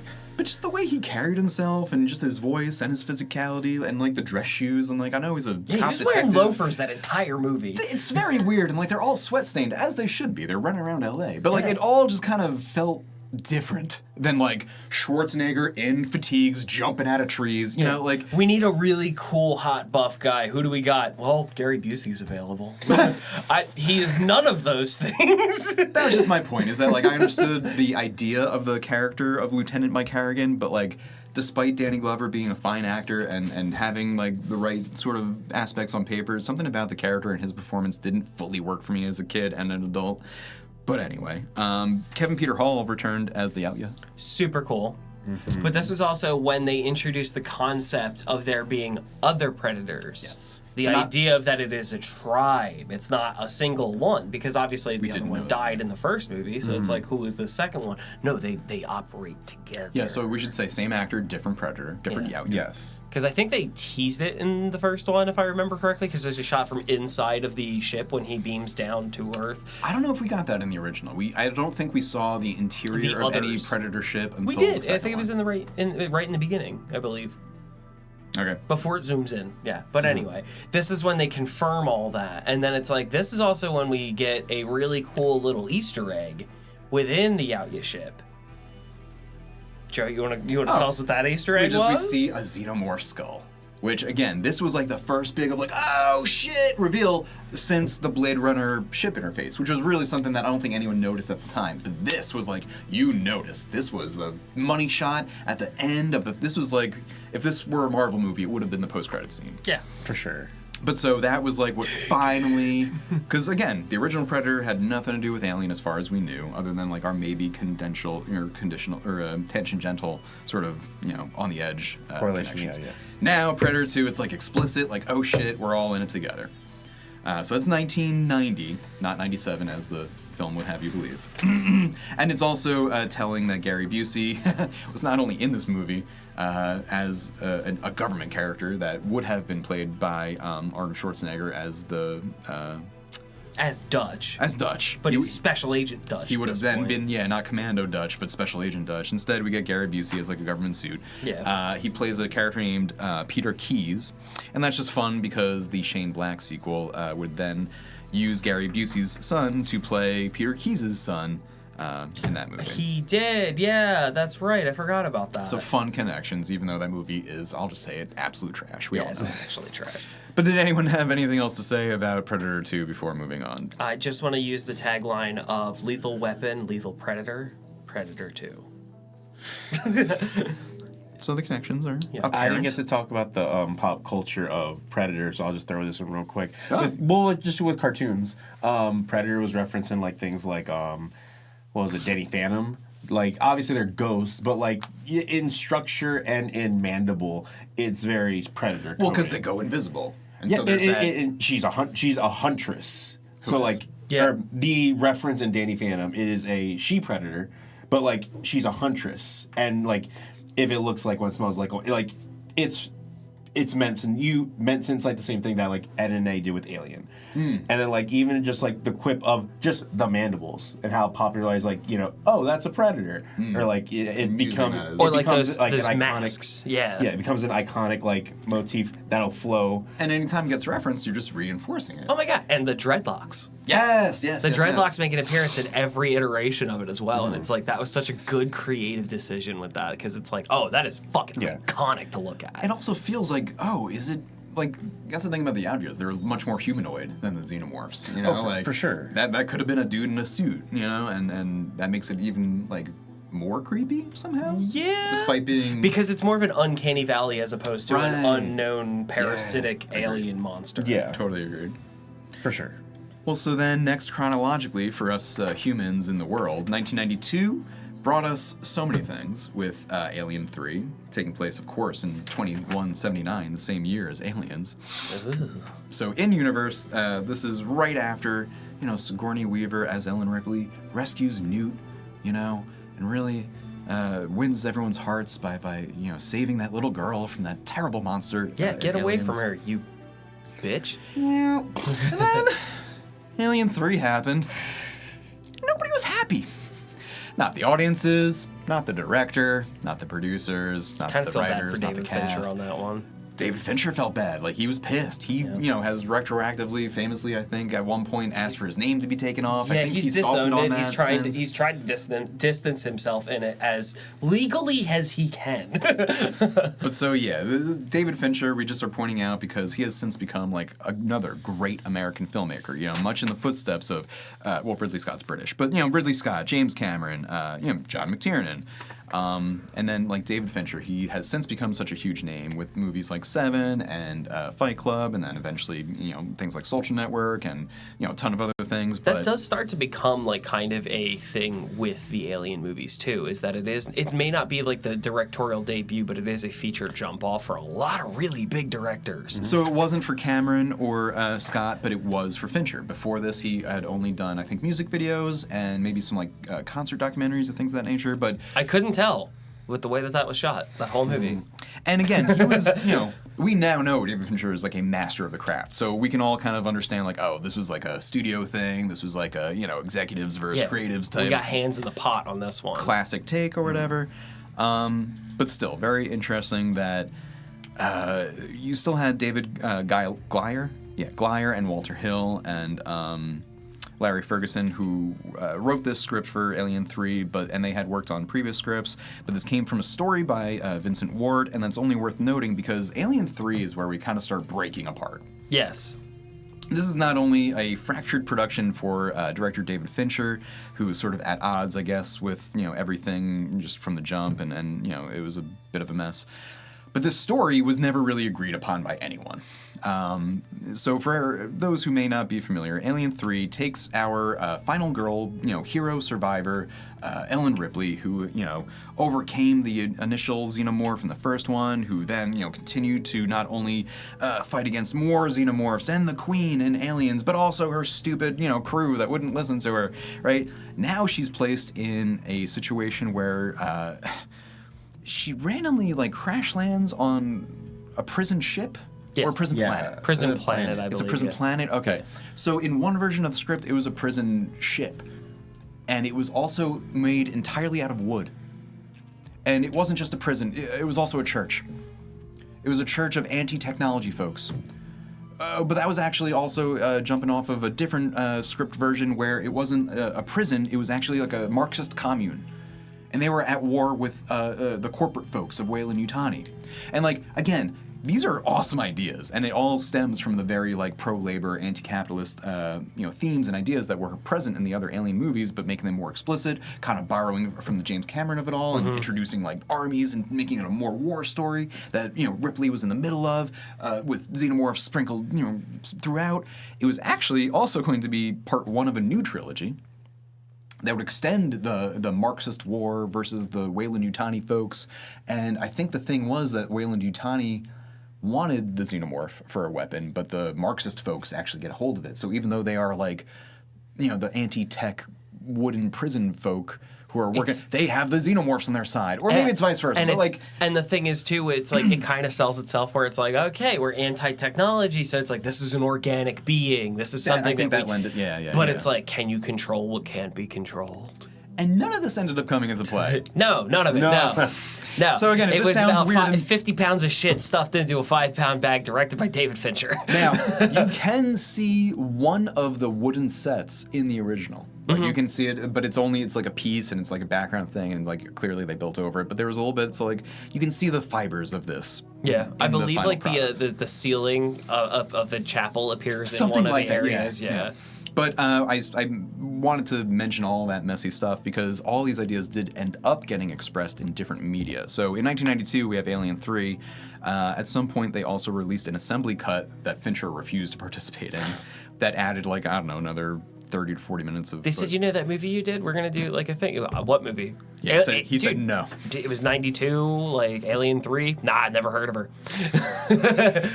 But so you had the original, you have this, like, bastardized assembly cut. You then also got, in 2018, so many years later, a Dark Horse Comics, which, again, the publisher of Predator stuff as well. And this was famously written by William Gibson, who's a huge... oh shoot, I'm forgetting the proper name.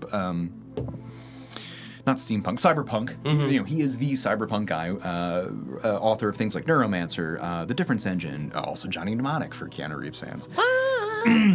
But so like William Gibson had like multiple scripts of this. They made a comic adaptation out of one of them. There is a audio book that does one of these drafts. So like again, much like Blade Runner that had a million different cuts, Alien 3 is kind of the first one to like, oh shit, things were not cohesive. Yeah. And as a result, Maybe over we the can't years, just coast on this one. Too many things cooking. And Yeah. So I think it's worth mentioning all that, only to say that the next movie Bigger is not always better. kind of also, we're like, all right, Alien 3 didn't work. Sigourney Weaver has gotten to the point where she doesn't even want to come back as Ellen Ripley. The only reason they were able to get her to come back for Alien Resurrection 5 years later in 1997 was in part because they got a cool French director, Jean-Pierre Jeunet, who then also has gone on to do things like Delicatessen, I love Delicatessen. City of Lost Children, I love and a lot of Amelie. folks love Amelie.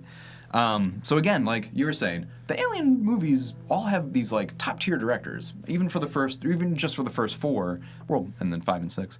But whatever. So again, they were always kind of reaching high with the Alien franchise, even when they kind of swung and missed. Right.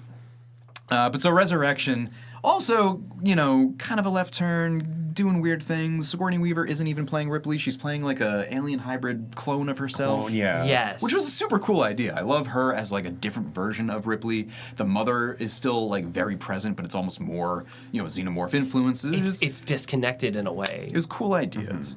Ron but- Perlman. I was about to Ron say, Perlman, baby. but it's also super pulpy because it's got Ron Perlman and also Winona Ryder and Michael Encott, who we love from Crow and Nope.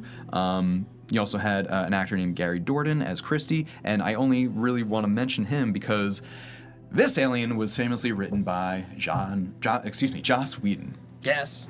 And for fans of Joss Whedon, right, it's been a weird up and down, right, for us because we loved things like Buffy and Angel and maybe the Avengers, right, and other things, but then realizing what a weird predator this man was, you know, it's kind of put things, you know, in a new light for how we view his work, and that's unfortunate. But I will say that separating the art from the artist, if you look at Alien Resurrection and its pulpiness and its like ragtag crew elements, you see the DNA of Firefly. You see the DNA of Buffy. Yup. You see the DNA of Angel. Like you have this ragtag crew. You have this like quick talking guy where it's like, oh, was Nathan Fillion not available at this time? Yeah. There was touches of like that neo-Western type Yes. of thing Yeah. to it. They're like a crew of robbers. They have trench coats. They have weird gadgets on their 6-shooters. Like it was all coming to the surface. Yeah. And still following the theme of not the corporation points of view, but like, Well, it's funny you mention that. oh boy. So Alien Resurrection in universe takes place the farthest into the future as either any of these franchises have gotten yet, as far as we know. So Alien Resurrection takes place in 2381, so a couple centuries, about 200 years removed from anything else, okay? And what's funny about that and the whole corporate overlord of it all is that, like, despite that being a very strong theme of, you know, not only the aliens, but even, like, the Predator movies, because, like, our heroes in the Predator movies have been, again, like, a cab, but, you know, a police detective, you know, someone that is not like making the government money that Gary Busey was making, you know, it was a commando, right? Like, again, someone who's literally on the front lines. So, like, it's always like folks that are not like at the top of the hierarchy in society. Anyway, Resurrection kind of did away with that a bit. Not entirely, like the vibe is still there of like, ooh, corporate overlords and we know bad.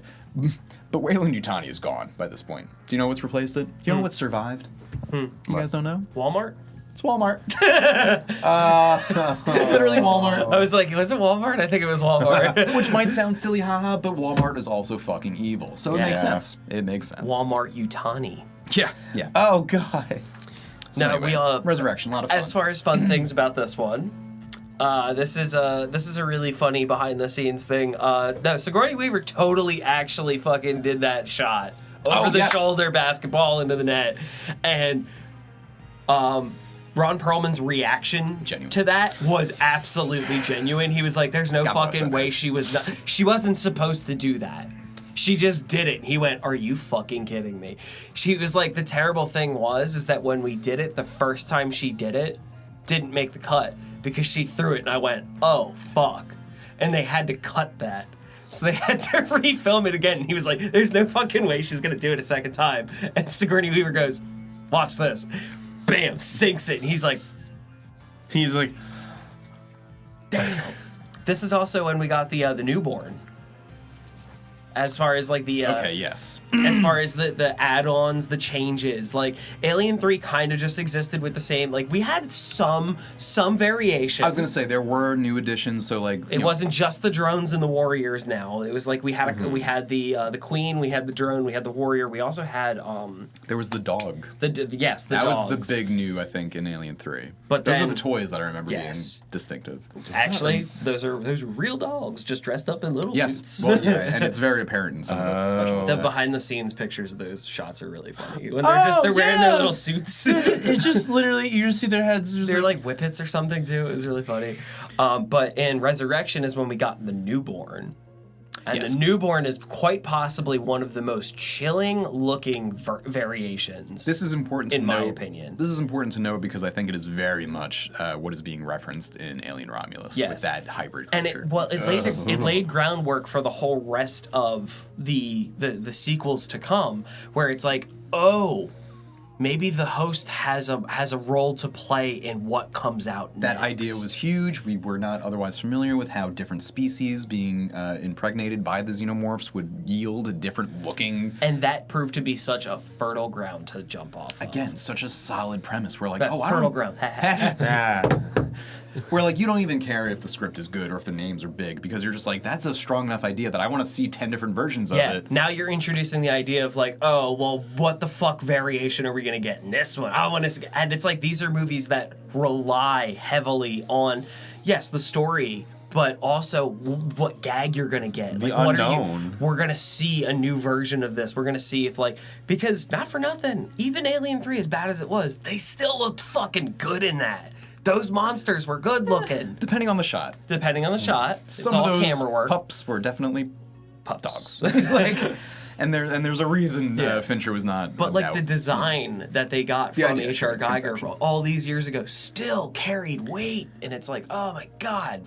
And now that we're kind of getting away from like the core movies and getting more into like the latter day sequels, I think we're gonna move a little bit quicker. We're gonna hop into the new metal generation. But Yeah. so okay, we're jumping out of the late '90s, and then it's another 7 years before we get a new movie in either of these franchises. And in fact, it covers both because in 2004 we get Alien vs. Predator, and again, Cocaine is gone. It's been replaced with Adderall at this point. it's not. There's got to be some narcotic at play here because Alien vs. Predator is a hell of a movie. I can see this movie getting pitched through gritted teeth too. Well, that's kind of the weird thing. Like, it just shows you like what a nadir, like what a low point we were at, like in Hollywood in the Low 2000s, both culturally and just. I feel like the mainstream at this point was so tapped out.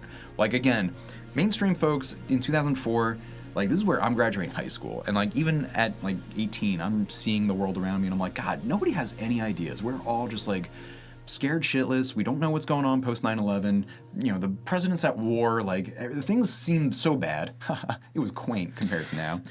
But like, we were all Little did they know. I feel like 2000s very much show you like how much like culture in the mainstream was freaking out and panicking, and nothing good was on like the mainstream. We were all doing like remakes and like I don't know, like nothing It's so funny because I was talking about this literally today about like the 2000s era of It's like, so bad. It's like It's culturally like a fraudulent time. All of it, like that everything's so decade hollow was just and like, I remember looking through like a blue lens over the whole thing. that was another thing. On the surface, though. It's so funny. Underground stuff like was vibrant, but like For when you were sure. looking at the multiplex, like when you were looking at big studio things, it was all like crap. When you looked at like a movie theater and saw like the marquee stuff, it's put that next to like 20 years ago. Because a lot and of the it's stuff that the they're same pitching thing. was like, we want unity, we want happiness, we want comfort in some way, shape, or form. So Yeah, it's like they're that kind of taking thing. the easy, comfortable way. things they know people like. Yes. and It's not a coincidence that we're about to start, a series about the remakes of certain slashers in the 2000s. Again, this is part of the same trend. It's the same Yes. cycle.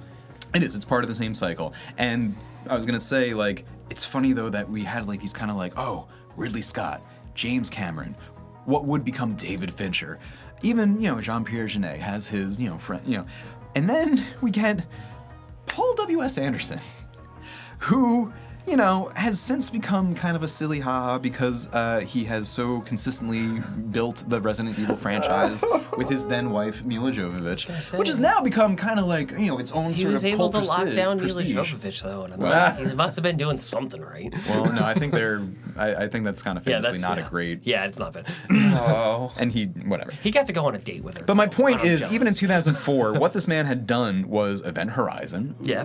Yeah. Mortal Kombat, haha, but also Soldier, which we mentioned earlier, Yes. which came out in 1998, which is a movie starring Kurt Russell that I've still never seen because it's like not ever streaming anywhere.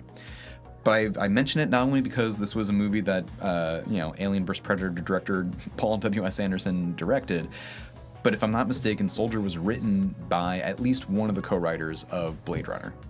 And the story of Soldier is a story of soldiers I think like essentially terraforming planets, and like stuff goes wrong and yada yada. But I think the soldiers in Soldier are, if not super soldiers, they might be Not Space Marines. replicants. Oh. But again, I haven't seen it, and I haven't done the research. But every time I've looked into Soldier, folks like to playfully argue that it is in fact like a hidden Wink, wink, spiritual nod, sequel nod, yeah. in the Blade Runner universe. So anyway, the fact that Paul W.S. Anderson also directed it is just kind of like one more little piece of evidence that they're all connected. But that one's a bit of a stretch.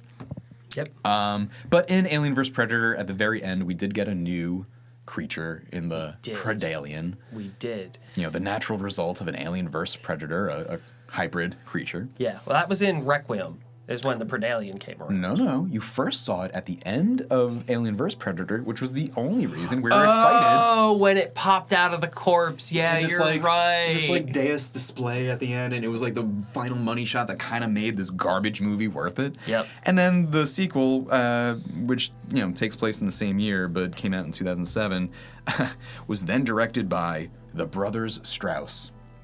Do you guys not recognize that name, the Brothers Strauss? No. That's because they only directed 2 features. AVP Requiem in 2007, and then 3 years later, Skyline in 2010. Which have you guys ever seen Skyline? No? You should. It's a fun bad movie.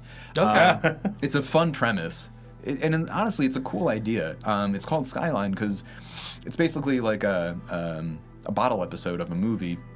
But it's, hey, what if there was an aggressive alien invasion and you were just kind of watching it from your apartment in LA? Oh, okay. What if you were trapped in the apartment building, trying to Cloverfield, but survive? not moving around. Very much, yeah. No, and it had cool special effects at the time, but it was kind of like a trashy movie, but like not a great cast, but like whatever. It's a fun. And then it got like sequels with who played Crossbones in the Marvel movies, who we love now. He's also Flag Senior. That actor yeah. Is in the sequel of Skyline, and it gets real crazy. It's a bananas sequel. Like, it's fun to watch because they go inside the aliens' planet and all this stuff. But anyway, the Brothers Strauss Rick Flag Sr., right? Yes, Rick Yeah. Flag Sr. The Brothers Strauss just reads as so pretentious to me because, like, how fucking dare you guys try to call yourselves the Brothers anything when you've only made one feature at this point, and it's terrible. What in the Brothers Grimm? So we won't even spend much time on AVP Requiem because it's famously like the worst of all of these franchises. AVP, on the other hand, I would like to touch on is when they also started throwing in the idea of different hunters. Like the yautja have different they have different levels Not of factions, things. but like classes almost, like What different was the build new outs. one in AVP? So this is when we started getting like there's the newbies and then the blooded so it's like you have to hunt something big and kill it and then you get blooded. That's the thing in AVP. It's like the one creature's first. Yes. Is that it? Okay. Yeah. So it's like you're the senior ones are taking the little ones on a hunting trip essentially, and they're like, hey, let's go to this Mayan ruin that we've been coming to apparently for fucking centuries, and that Earth has had a long-standing problem with the xenomorphs, but that's completely besides the fact. I've never seen that before. A coming of age where the senior takes their child to become ascended, so to speak. Yeah, that's never been a thing that's ever happened before in a movie ever. Forever never. But it's interesting to say that, they've engaged at this point. But we got like with the different ages that became the different classes as well, because we also got a yautja chieftain as well that appears at the very end, which is the one that lets her go because she is marked. She is blooded. So that's I thought that was cool. the same one that had been there the whole time, and that's why he was like, oh no, cool with her. It was because at the very end when like the big gnarly guy comes out and he's all prickly, he comes out of the ship.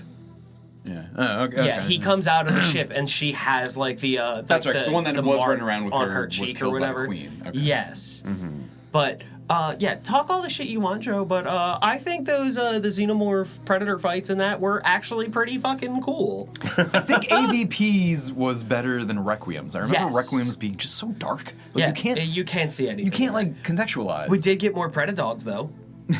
Well, we didn't. They were not xenomorphic dogs. They were predadogs. So and Predominantly. Because again, they introduced like different ones. Because then we also got like the tracker and the hunter, which are the ones that had the dogs. And also, if I remember correctly, the hunter or the tracker, one of them, had jawbones of a different species on his mask, which is super fucking cool. I think that's fucking sick. Do you see that more featured in Predators? That is the next sequel. Yes. In 2010. Interesting. Much better than the AVP movies. We kind of get back to basics in a way with Predators. They which also we can gave us talk a about. fun way to track certain xenomorphs in that one too. There was a couple different xenomorphs, but then at the one point we got the hex pattern one, who got caught in the net, and you could track him throughout the rest of the movie because you knew who he was by his injury. And he even I like that kind of shit. he even had a code name in the script I was reading among the trivia, and I forget what it is now, but it referenced, I think his name's like Grid. Yeah. They called him Grid in the script because of that scar. Oh, I would hate to have a nickname from an injury. The only other thing I think is worth mentioning about AVP Requiem is that one of the folks involved, and we talked about It's Always Sunny earlier, is David Hornsby.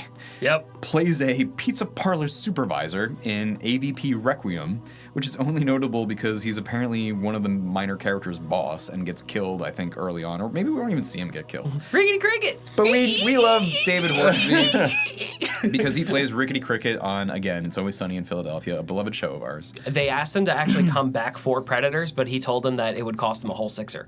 Do you think David Hornsby has more cred for AVP Requiem, or that Glenn Howerton, who plays Dennis Reynolds on It's Always Sunny, has more cred for being in The Strangers? I'm gonna have to go Glenn Howard. I was gonna say, I think that's a clear answer, but I hope that the two of them can. Because I could actually tell that Playfully. Glenn Howerton was in the movie because it was bright enough to actually see. You can make out A David symptom Hornsby. of Stop making movies so dark, 2000s. please. God. Well, so anyway, everyone hates the AVP movies, and so the next time they tried to make a Predator movie is 3 years later, 2010's Predators, and this one, even though I don't know director Nimrod, there's an accent over. Yeah. I'm sure his name isn't Nimrod. It's not Nimrod, no. But I don't know how to It's pronounce that name. Nimrod. Nimrod Antal. Mr. Antel, if I you're also nasty. don't know the writers, Litvak or Finch. But Predators is produced by Robert Rodriguez, which is a big name that we all know.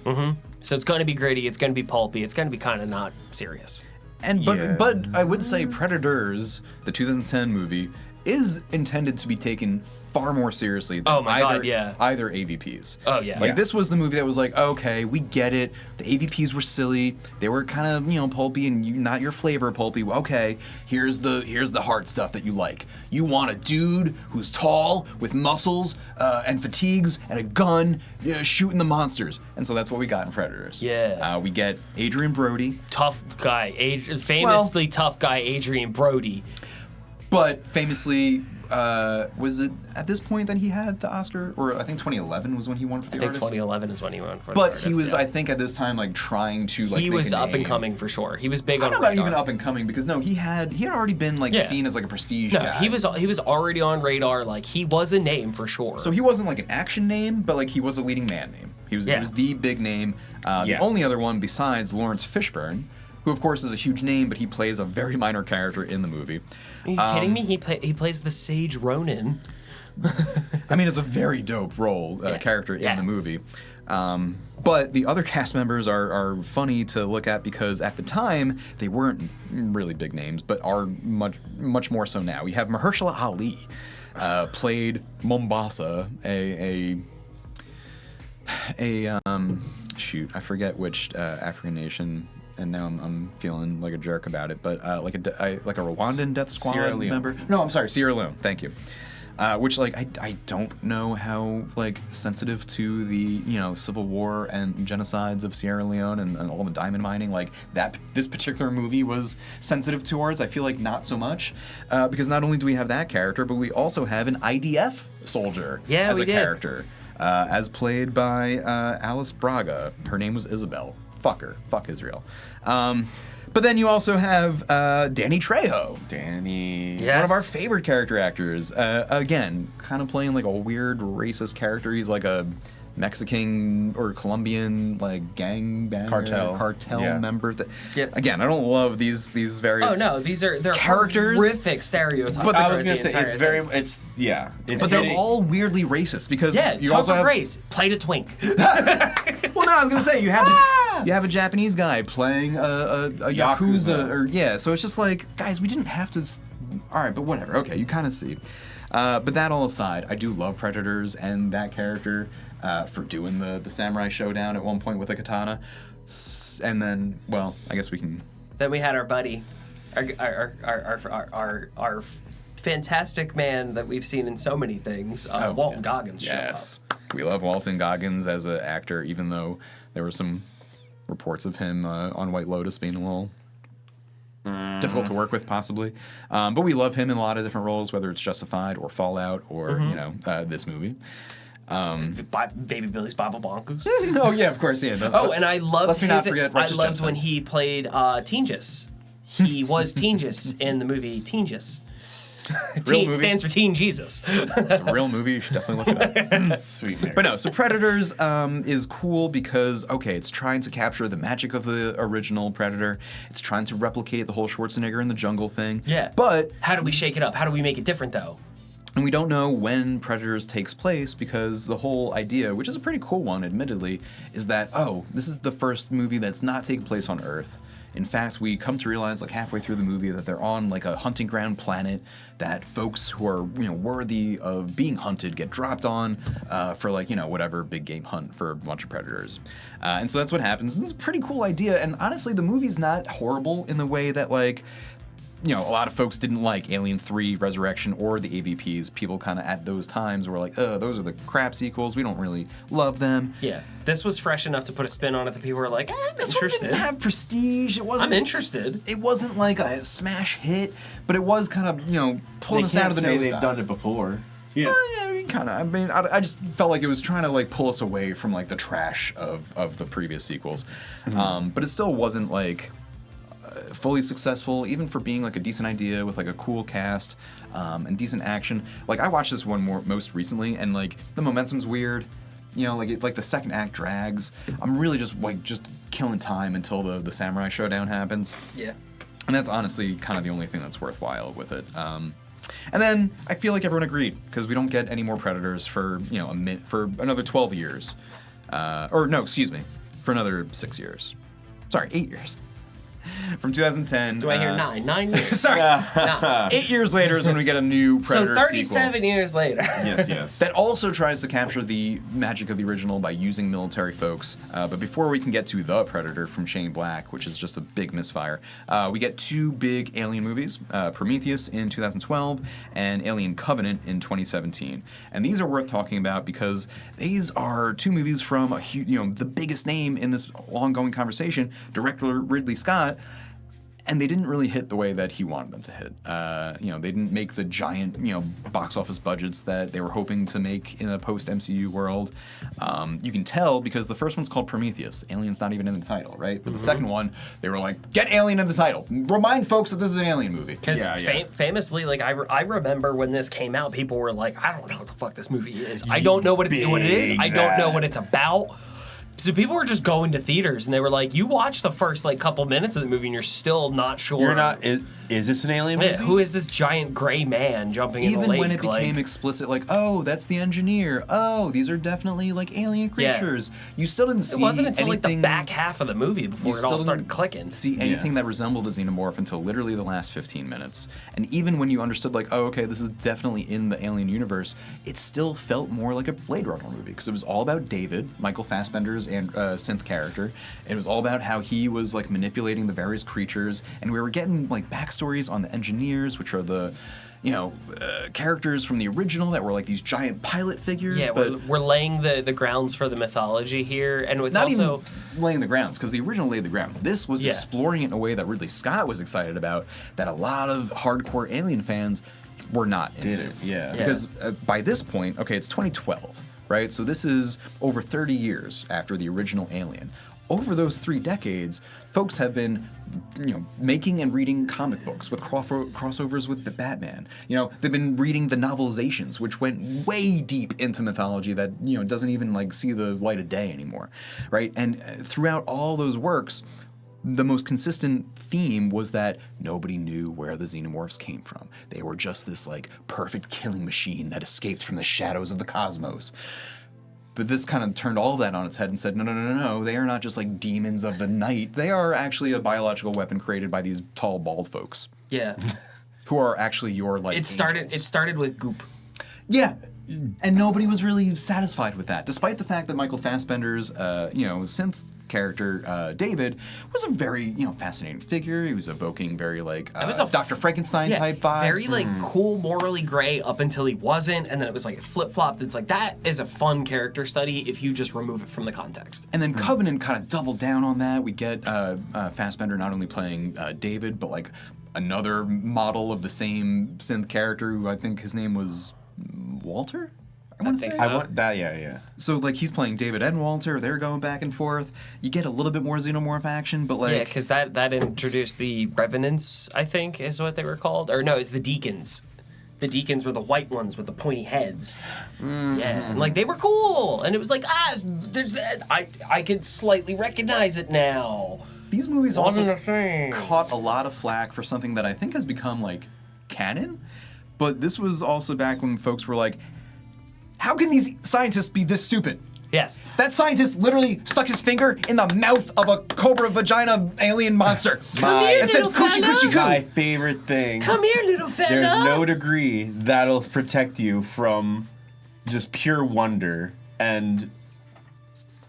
It's a shame that folks didn't really like these movies more at the time, because not only were they directed by Ridley Scott, and to his credit, they looked great and they had looked cool really ideas. good. I actually got to see Prometheus at the drive-in, dude. I went out to a drive-in to see that, which was crazy.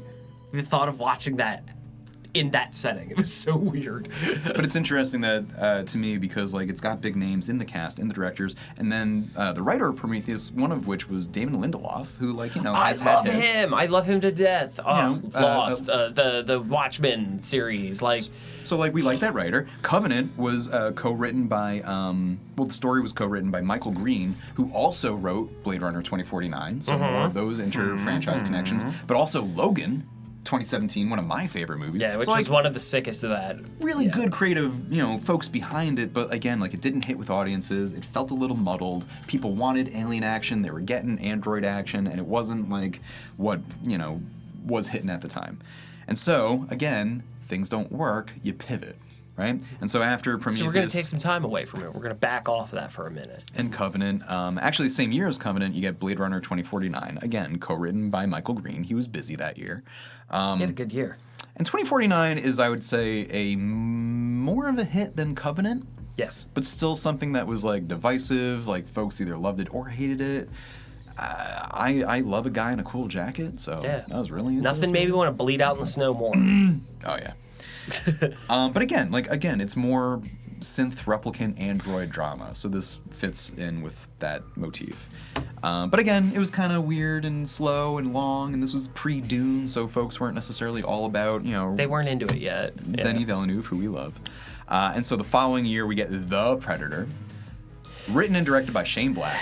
And he's back, baby. And again, you can see, like, transparently, like, oh, we're trying to find the original magic, right? We're going to get a guy from the original cast, right? Shane Black, he was in the first Predator.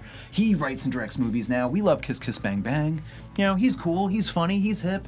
He worked on Iron Man and things of that nature. We want more money. Let him make his dream picture. And he's been talking about it for years at this point. He wants to do it. Give him the keys. It all felt like it should have made sense, and it fucking didn't. It face planted him almost immediately. And I recently rewatched The Predator. I don't know if you guys have rewatched or watched Predator recently. I don't think I've watched it since. I don't recommend it, except if you're like a diehard fan of these franchises and you just kind of want to watch it as an experiment, because it's got a cool cast, right? You have Boyd Holbrook as McKenna. Again, more of the interplay. Like, Boyd Holbrook was in Logan. Yeah.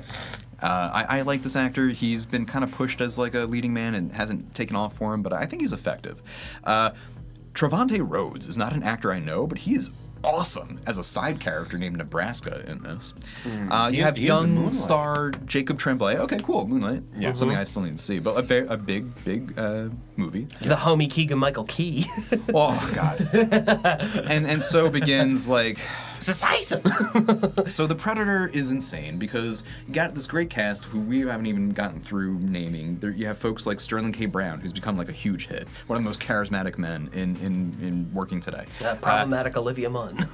Well, yeah, I mean, okay. I feel for Olivia Munn. I feel like she has had kind of a uphill trajectory, but like I don't blame her for this at all. Nor do I blame Yvonne Stravinsky or Jake Busey.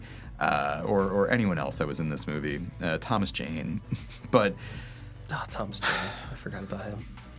Cast aside, this movie supposes that not only do audiences want to see back to basics Predator, army guys shooting them up with the alien hunter, but they also wanted to have Predator dogs. They bet hard on Predator dogs, and like they also went facility. They went hard on on mad scientist government agent stuff. Yeah. And they also went hard on just making fun of mental health. Yeah, specifically Tourette's and autism. These were both seen as weaknesses to be laughed at, as well as the next step in human evolution.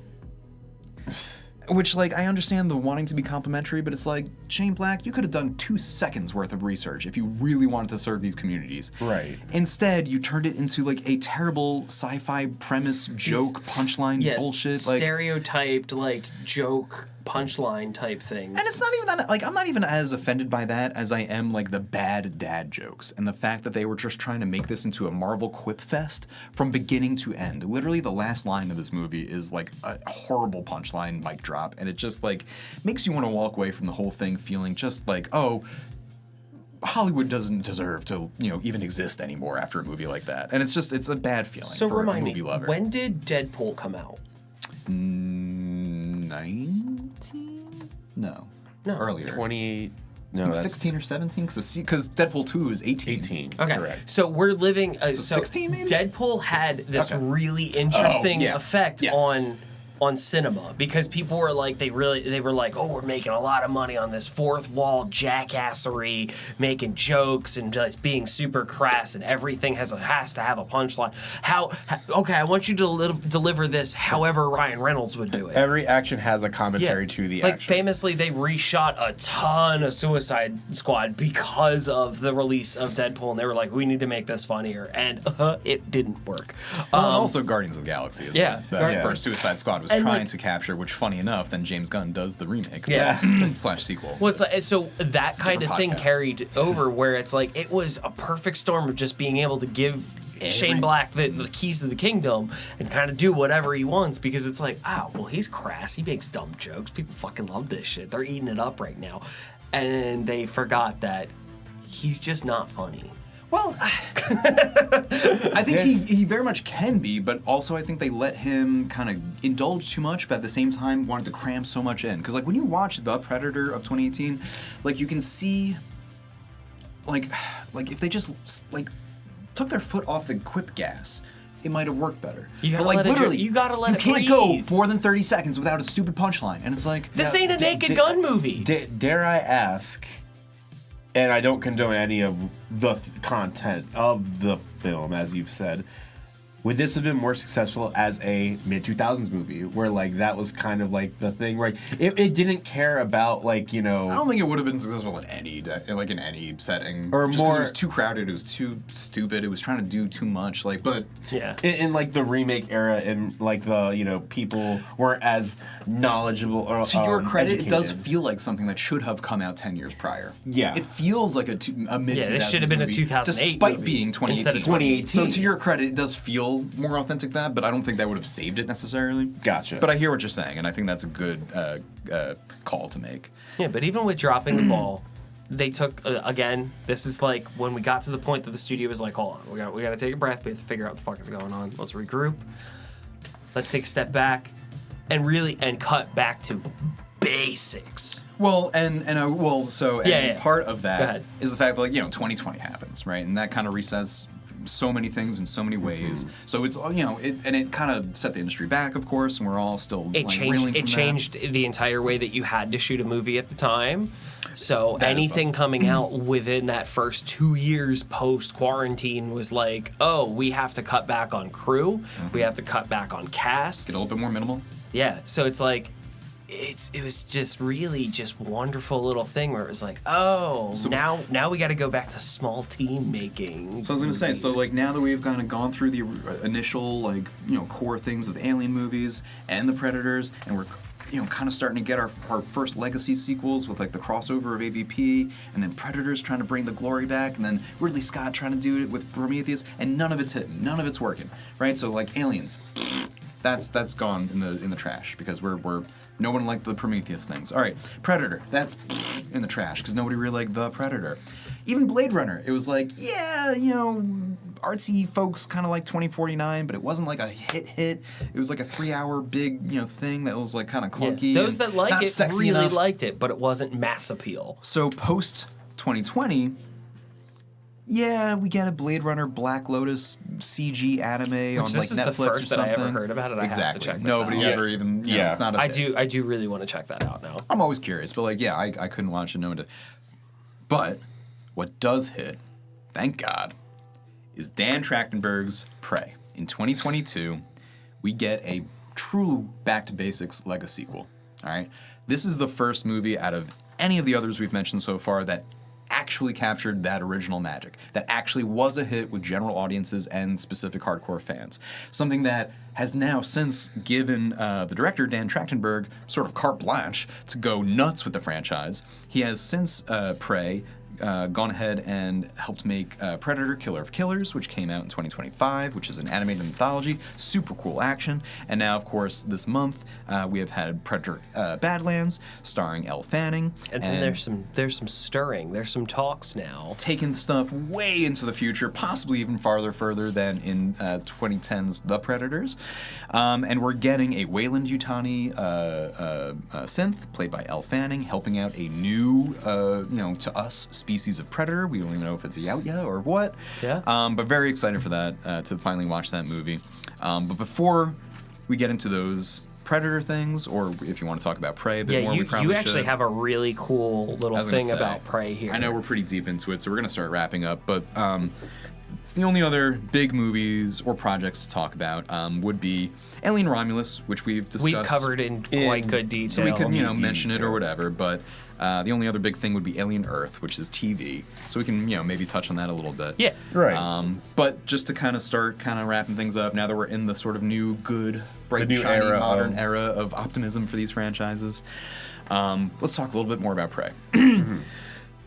So this is really awesome, not only because it kind of brings Predator back to its glory, but because, it puts Dan Trachtenberg on a bit of a pedestal. He gets to make other great movies, but this centers Amber Midthunder, the actress who plays the main character of Prey, whose name is Naru. This is a character who's a Comanche warrior, and so it is also one of the first movies that... Did it have a dub, or was it also performed and recorded in the language of the I think it was a Comanche? dub. I'm not entirely sure, though. Either way, it was the first time that I do remember hearing about a it. movie was even available in, and I'm blanking on the name of the language for whatever reason. I feel like a jerk. But it was the first time that was done, so that was very cool. It had, cast members who were, authentically Native American. Not only Amber Midthunder, but folks like Dakota Beavers, who plays Tabby, Naru's brother, who is a very cool character to make note of because one of the actors, not Dakota Beavers, but a different actor in Prey, Bennett Taylor, who played one of the beaver skin folks is one of the, people that get killed by the Predator. He, I think, was one of the translators, but he confirmed in an interview that Dakota Beavers, who plays the brother of the main woman character in Prey, is the ancestor that Sonny Landham's character, Billy Soul, in the original Predator, the Native American man who is like a total badass and ends up like walking out onto like a giant tree trunk to like challenge the Predator by like cutting his chest open and like yelling a great yawp. Like apparently in that moment in the that script, was one of the only fade to black deaths in that movie too. That character is channeling. They preserved his legacy in that, which I think was such a cool fucking move. So yeah, that was I think one of the coolest bits of trivia that I unearthed while doing a little bit of research. But yeah, Prey was awesome. It's on Hulu and it's just so awesome because it really does take you back to the original's most awesome parts, which is like person against nature. You're just sort of relying on your wits and your will and your gumption and your can-do attitude to overcome the impossible. And like that's the shit that we really were locking into with the original Predator. So to see that again in Prey, done so well. And it was like it was a cool version of the same thing that we'd already seen, because like the whole climax of the original was the fact that he throws away all of his modern weapons and stuff because it's just not the right way to do it. He brought this alien tech wizard down to his level. And it was all like, I'm just gonna kill you with a stick, and he fucking did. And that's what made it so awesome. And so you get very similar elements, but not just repeating itself. And Prey is just like one of the best Lego sequels we'll ever know. And I always respect the movie that respects culture. Yes. Which is very important. And like, what was it? 1,015%. For sure. And for this yautja in question, I forget, was it an urban? I know it was of culture that they named it. It was like okay. What was it? Mapitsi. Yes. And again, honoring the culture, like it fits that this is happening. Yeah, Mapitsi is a like a creature, I think, in Comanche folklore. Yeah, so like I like how like it's not just alien out of nowhere. It's like this is relating to the current situation. Yeah, it's just not like we're throwing this in. It ties itself in. It wasn't just like we're just gonna shoehorn this in here. It's gonna be a same thing with the flintlock. Like it was a cool tie-in to like something we'd seen before. Like the flintlock was a cool fucking thing. One of the coolest and most explicit tie-ins and references in Prey is the flintlock pistol of some kind, which is like labeled 1719. This is what Danny Glover's character was given by the yautja in Predator 2 at the very end as a sort of like recognition that you have like survived one of our warriors hunting you, and it is the gun that we see in Prey. So again, just showing that Dan Trachtenberg is not just like a talented, cool dude who knows what kind of genre movie he wants to make. He's a fan, and he has been waiting to do this work for a very long time. So it's cool to be excited for Badlands, and I just wanted to mention that his other Predator feature at this point, the animated anthology Killer of Killers, is super extra cool for a million different reasons. Yeah, we did briefly touch on this one, but yeah, this was before, but this was such a cool fucking thing. Oh my god, it's so fun. But, and it moves so quick too. It's just so enjoyable and easily digested. It is easily digested. So as an animated anthology, it is like 4 parts. The first 3 are, as you would expect, like different warriors in Earth culture, different time periods, engaging with the yautjas, the predators. And the first one is like Vikings in 841. The second one is, samurais in 1629. And the third one is a fighter pilot in 1942 during World War II. And then the fourth segment is a sort of frame narrative all together, where all those 3 warriors are battling it out with some... Thrown in a pit and said, fight to the death. Which is also like a sort of preview for Badlands, because you have similar aesthetics among the Predator characters in those features. So that's all very cool. They say, fuck it. The thing I like so cool. most about Killer of Killers, which I didn't even know until I was doing this research, is that the dude in Predators from 2010, who was the Yakuza member, who faced off the yautja with his katana in Predators, that same actor voices, what is it? Yeah, he played that guy in 2010. And then he also plays the mentor of Torres, the fighter pilot in the third segment. Oh, shit. So just other characters from previous Predator movies coming back into this one. I love that. One of the other voices was portrayed by Michael Biehn, who again was in the Terminator as Kyle Reese, but also Hicks in Aliens. So again, just more like actors returning to the roles. I wanted to shout that out. I thought that was very cool. But yeah, if you haven't already checked out Killer of Killers, it includes all the best things. Yeah, you're doing a disservice to yourself. Yeah. Go watch it. And then, the only thing that we have kind of left off is Alien Earth. But as awesome as it is, and as much as I'm enjoying it, I know you guys have not finished that, right? I have not finished it. Oh, okay. All right. Well, if you want to, we can talk a little bit about it. I don't know if we want to not spoil it for Glenn. I have like 1, 2, 3, 4 things that I wrote down while watching it. So to be fair, I know we're trying to wrap up. We're a little long in time. I'm a little out of breath and energy. So if anyone wants to say anything about Alien Earth or anything else, I'm kind of I think I'm good with everything that we were trying to cover. Absolutely. Fire your 4. Okay. So I don't steal your stuff. Right out the gate, cinematography is fucking awesome. I was going to say, Alien Earth is the FX series that is doing Alien, but set in 2120? Yes. Which is, correct. as we were saying earlier, we think closer to right after the original Alien. But it doesn't even matter, honestly, because it doesn't seem to be breaking too much of the... No, if anything, it's building up how world feels while that stuff is happening. It has introduced new things. We didn't really necessarily know if aliens of any sort were ever on Earth before the original movie, because folks weren't necessarily taking AVP seriously. So that's a new thing that is very kind of controversial among fans. They also don't love the fact that the xenomorph in Alien Earth is being, let's just say, utilized in specific ways. Yes. Some folks don't appreciate that. Yeah. I think it's fun and interesting. Who cares? But how did you feel about that? I enjoy, I'm on your side. It's interesting. But I'm also the Paula Abdul, so I'm I like a new idea. I like that, there's method to the madness of it. It's, again, not shoehorned in. It is presented. It feels It's calculated. not what I would have expected. Yeah. It's also a first season, so we're just introducing. There's still plenty to go. If I see that dude's feet one more fucking time, I swear to God. Cavalier. For those who might not know, so Alien Earth, in addition to everything else I just said, centers very much on not so much Weyland-Yutani, but a different mega corporation. A new one. Yeah, new to us, new to audiences, but this is, of course, one of the 5 major corporations that is ruling the Earth at the time, because of course democracy, as Alex Lothar in the show says, didn't work. And we're kind of seeing that play out now. One of them not being Walmart. And say it with me, kids. Corporations are bad. Yeah, no, democracy would work if it weren't for the corporations and all the dirty money. Speaking of, anyway, we can get into that. I love the designs. I love the special effects. I love that it's giving new life. I believe the coloring. It is a prequel to Alien it's 2 years before. Yeah.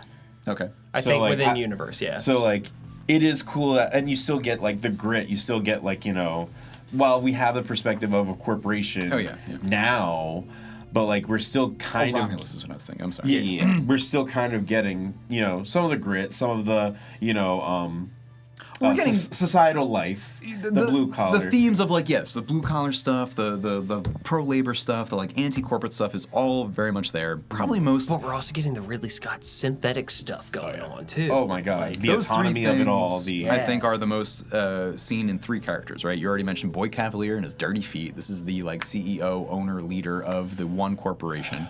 And played amazingly by for sure. Samuel Blanken. He's great. We It's all just hate the character The because moment the he actor's great. held up an iPad with his feet, I was just like, please stop. go away. You're like, So- I could do that. So too. he's like the corporate overlord aspect, and then on the other side you have this actor Babu Sise, who plays the character Morrow. Such a good complex character. There's a lot of thickness in there. I That like- is a man doing a job. Is he a man? No, he is very much a man. Who's to say? Well, I say is he because he plays a cyborg, which is a character, or like a kind of thing in these It's universes kind of a fresh thing that we haven't seen. Yeah. honestly seen much of, which is kind of weird that we haven't. Because if you got synths running around, why wouldn't you have cyborgs, right? Yeah. But this is the first time that we're seeing like a I like his cyborg Luke with like Skywalker arm. he's got like Yeah. real like I don't know, advanced sort of. He doesn't just have like a metal Nanotech. jaw. Yeah. Yeah. And they make it not just a feature, but like an explicit part of the story, of the themes of like what happens to your humanity once you start sort of like How augmenting far it. do you get augmented before you start? Which we're losing touching who back you- into cyberpunk territory, coming back around to Blade Runner, baby. Almost kind of showing how the Blade Runner of it all, how the Prometheus of it all really does work with the whole alien corporatization of it all. But I think this is like hitting a balance that is going to work better than Prometheus, in my Yeah. opinion, or better than Blade Runner in some folks' eyes, you know? Yeah. I mean, Not better, but like, you know, showing that it works. I feel like it would be. I mean, yes, I agree on all of that for sure. But also, I feel like it's a disservice not to mention that, like, since we've hit the renaissance of these franchises coming back with good reception, it's like, you know, more received with open arms, less skeptical, and like more excited too. Like we're on an incline until we're not. So we're going to keep riding the incline. Feels like a until we second or don't. third wave of trying to like reboot the original Magic, and this is Yeah. the first time that it's like working. Well, see, this is when we're With in Prey this. We're in this for sure. really nice time right now, where it's like like studios that actually give a shit are finding a balance between doing the fan service thing, which we got heaped on. In like the 2000s and the 2010, it was just piled on. Or and not finding skillfully. that It was just like, balance. oh, It was you'll just- eat it up. These kids Yeah. are going to like Predator. Here's fan service because it's clever writing, not because that we're just slapping stuff together and just being like, look, we showed you the thing you wanted. Now we're getting the nostalgia and the craft. Yeah, And that's what we should have been It's the getting whole parents time. sneaking in your vegetables with your meal. It's like, well, I way don't to want put it. them, but they're done well. So You made I'll have you them. made these into French fries. I'll eat these apple slices. Absolutely. Yeah, I will say absolutely. the way that it's being handled, phenomenal. The shots within the ship looks like the fucking original. The fact that they did color grading and added graininess to the camera for a lot of it gives it that 1970s feel. Oh, for sure. The other 3 things that I have written down is I love the Peter Pan motif that they're doing. I was about to say the Lost Boys. The Peter Pan motif is so fucking cool. The pacing is phenomenal. Keeps you wanting more at the end of the next episode, but not leaving you hanging with too much on your plate. The last thing that I have written down is you could fuck off with super mega ticks. Ah! That would be one of the many new alien species, not even Not a xenomorph. xenomorphic. Not even a xenomorph. Oh, that, A lot of what a lot of creepy crawlies in this one. a lot of what was done in Alien Earth is not sitting well with a lot of fans. People don't necessarily enjoy some of the cinematography. A lot of these fade transitions are not sitting well with people. Are you talking about will- Ice Age? Yeah, You're yeah, talking about we Ice are. Age. We're talking about John Leguizamo, who we loved. But no, his Sid character. Right? Yeah, Sid. That struck a lot of people as a little off, but like I dug it because specifically because of that reason. But like that stuff is not necessarily hidden. We wanted to have a special guest to kind of give a different take on Alien Earth because you and I are enjoying it. I think like you've enjoyed it as well. Oh, for sure. Our friend who's a huge Alien fan doesn't dislike Earth entirely, but like he was a little less receptive, slightly less warm than we are on it. He is what so I was would hoping, consider a hardcore Alien fan. and again, he wasn't like shitting on Earth. No. He had a little bit harsher. But if somebody has a take on it, I would understand his position. 1000%. Yeah. But and everything that like he and I and we all have discussed about it like makes sense, and like Yes. everything that he was criticizing about like the characters, like there's these two married characters that are in the show, and like they don't really get to have the confrontations that are getting set up. It's like a Chekhov's gun that never gets fired. So like there's stuff like that you know, folks were not loving. So I'm not saying it's like perfect or great or 100% gonna be like, oh, you're gonna eat it up.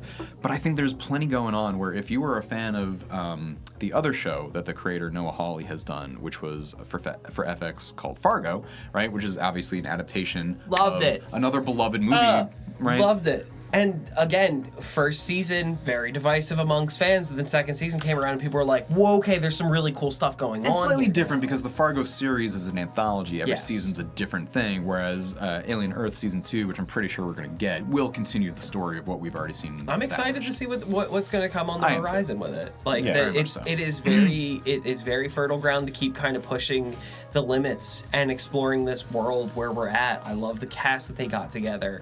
The concepts are fresh. It's a cool, different thing to exist within nature, and I love it.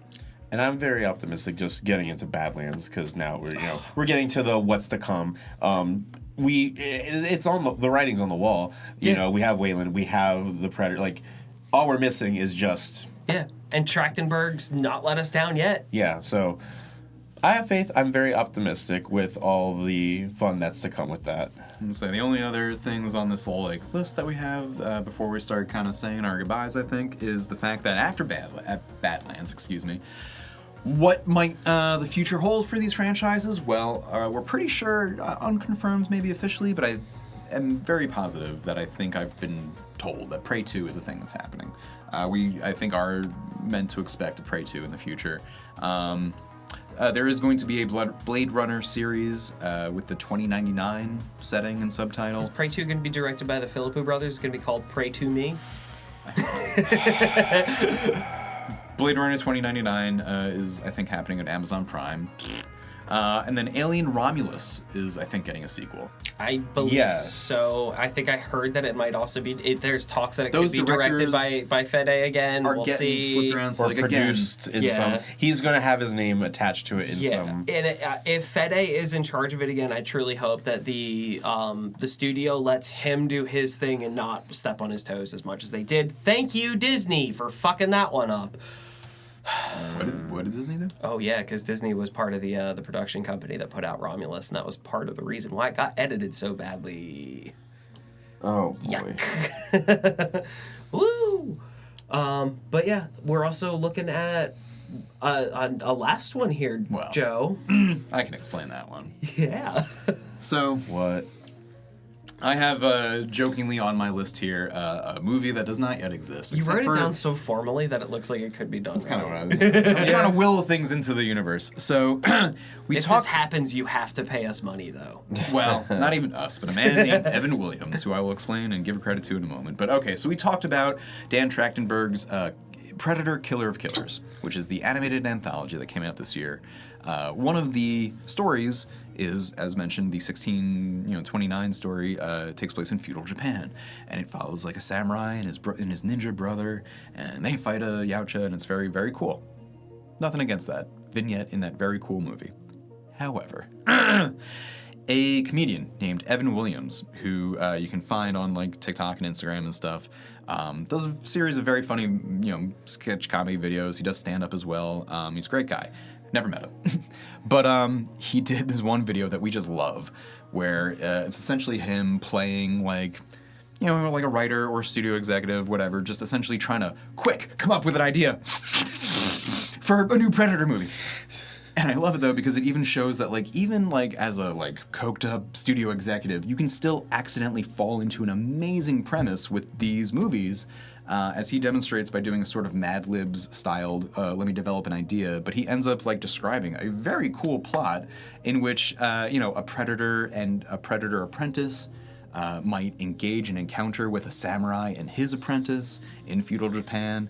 And he actually gets into like the details of like the Act 1, 2, 3 structure of it being like a whole hero's journey thing, and it's really awesome. So I won't repeat that any more verbatim than I already have, but it's worth looking up and finding and tracking down because of not only how it references real actors that we love like Hiroyuki Sanada, but it is so clearly like something that I think any Predator fan has probably been made aware of, and that I think Dan Trachtenberg is also like probably peripherally aware of. Oh, for sure. So for some reason, I really hope Evan Williams gets like a couple, when I saw that video for the first time, I was like, I immediately sent it to you because I was like, you had already probably seen it at that point. Yeah. But I was like, Joe, you've been talking about this exact movie for years, and and it's like the fact that it's like, oh, there's the confirmation of other people are thinking the same thing. It's like, then make it happen. That's what it was, and that's the thing among like fandom that we're all like, we know what we want. You should know what we want. Why don't you just do that? Look at the forums. Look at my upvotes. And so often it feels like studios are like, oh yeah, we know what the fans want. We're looking at the internet, and they still shit the bed. And you're like,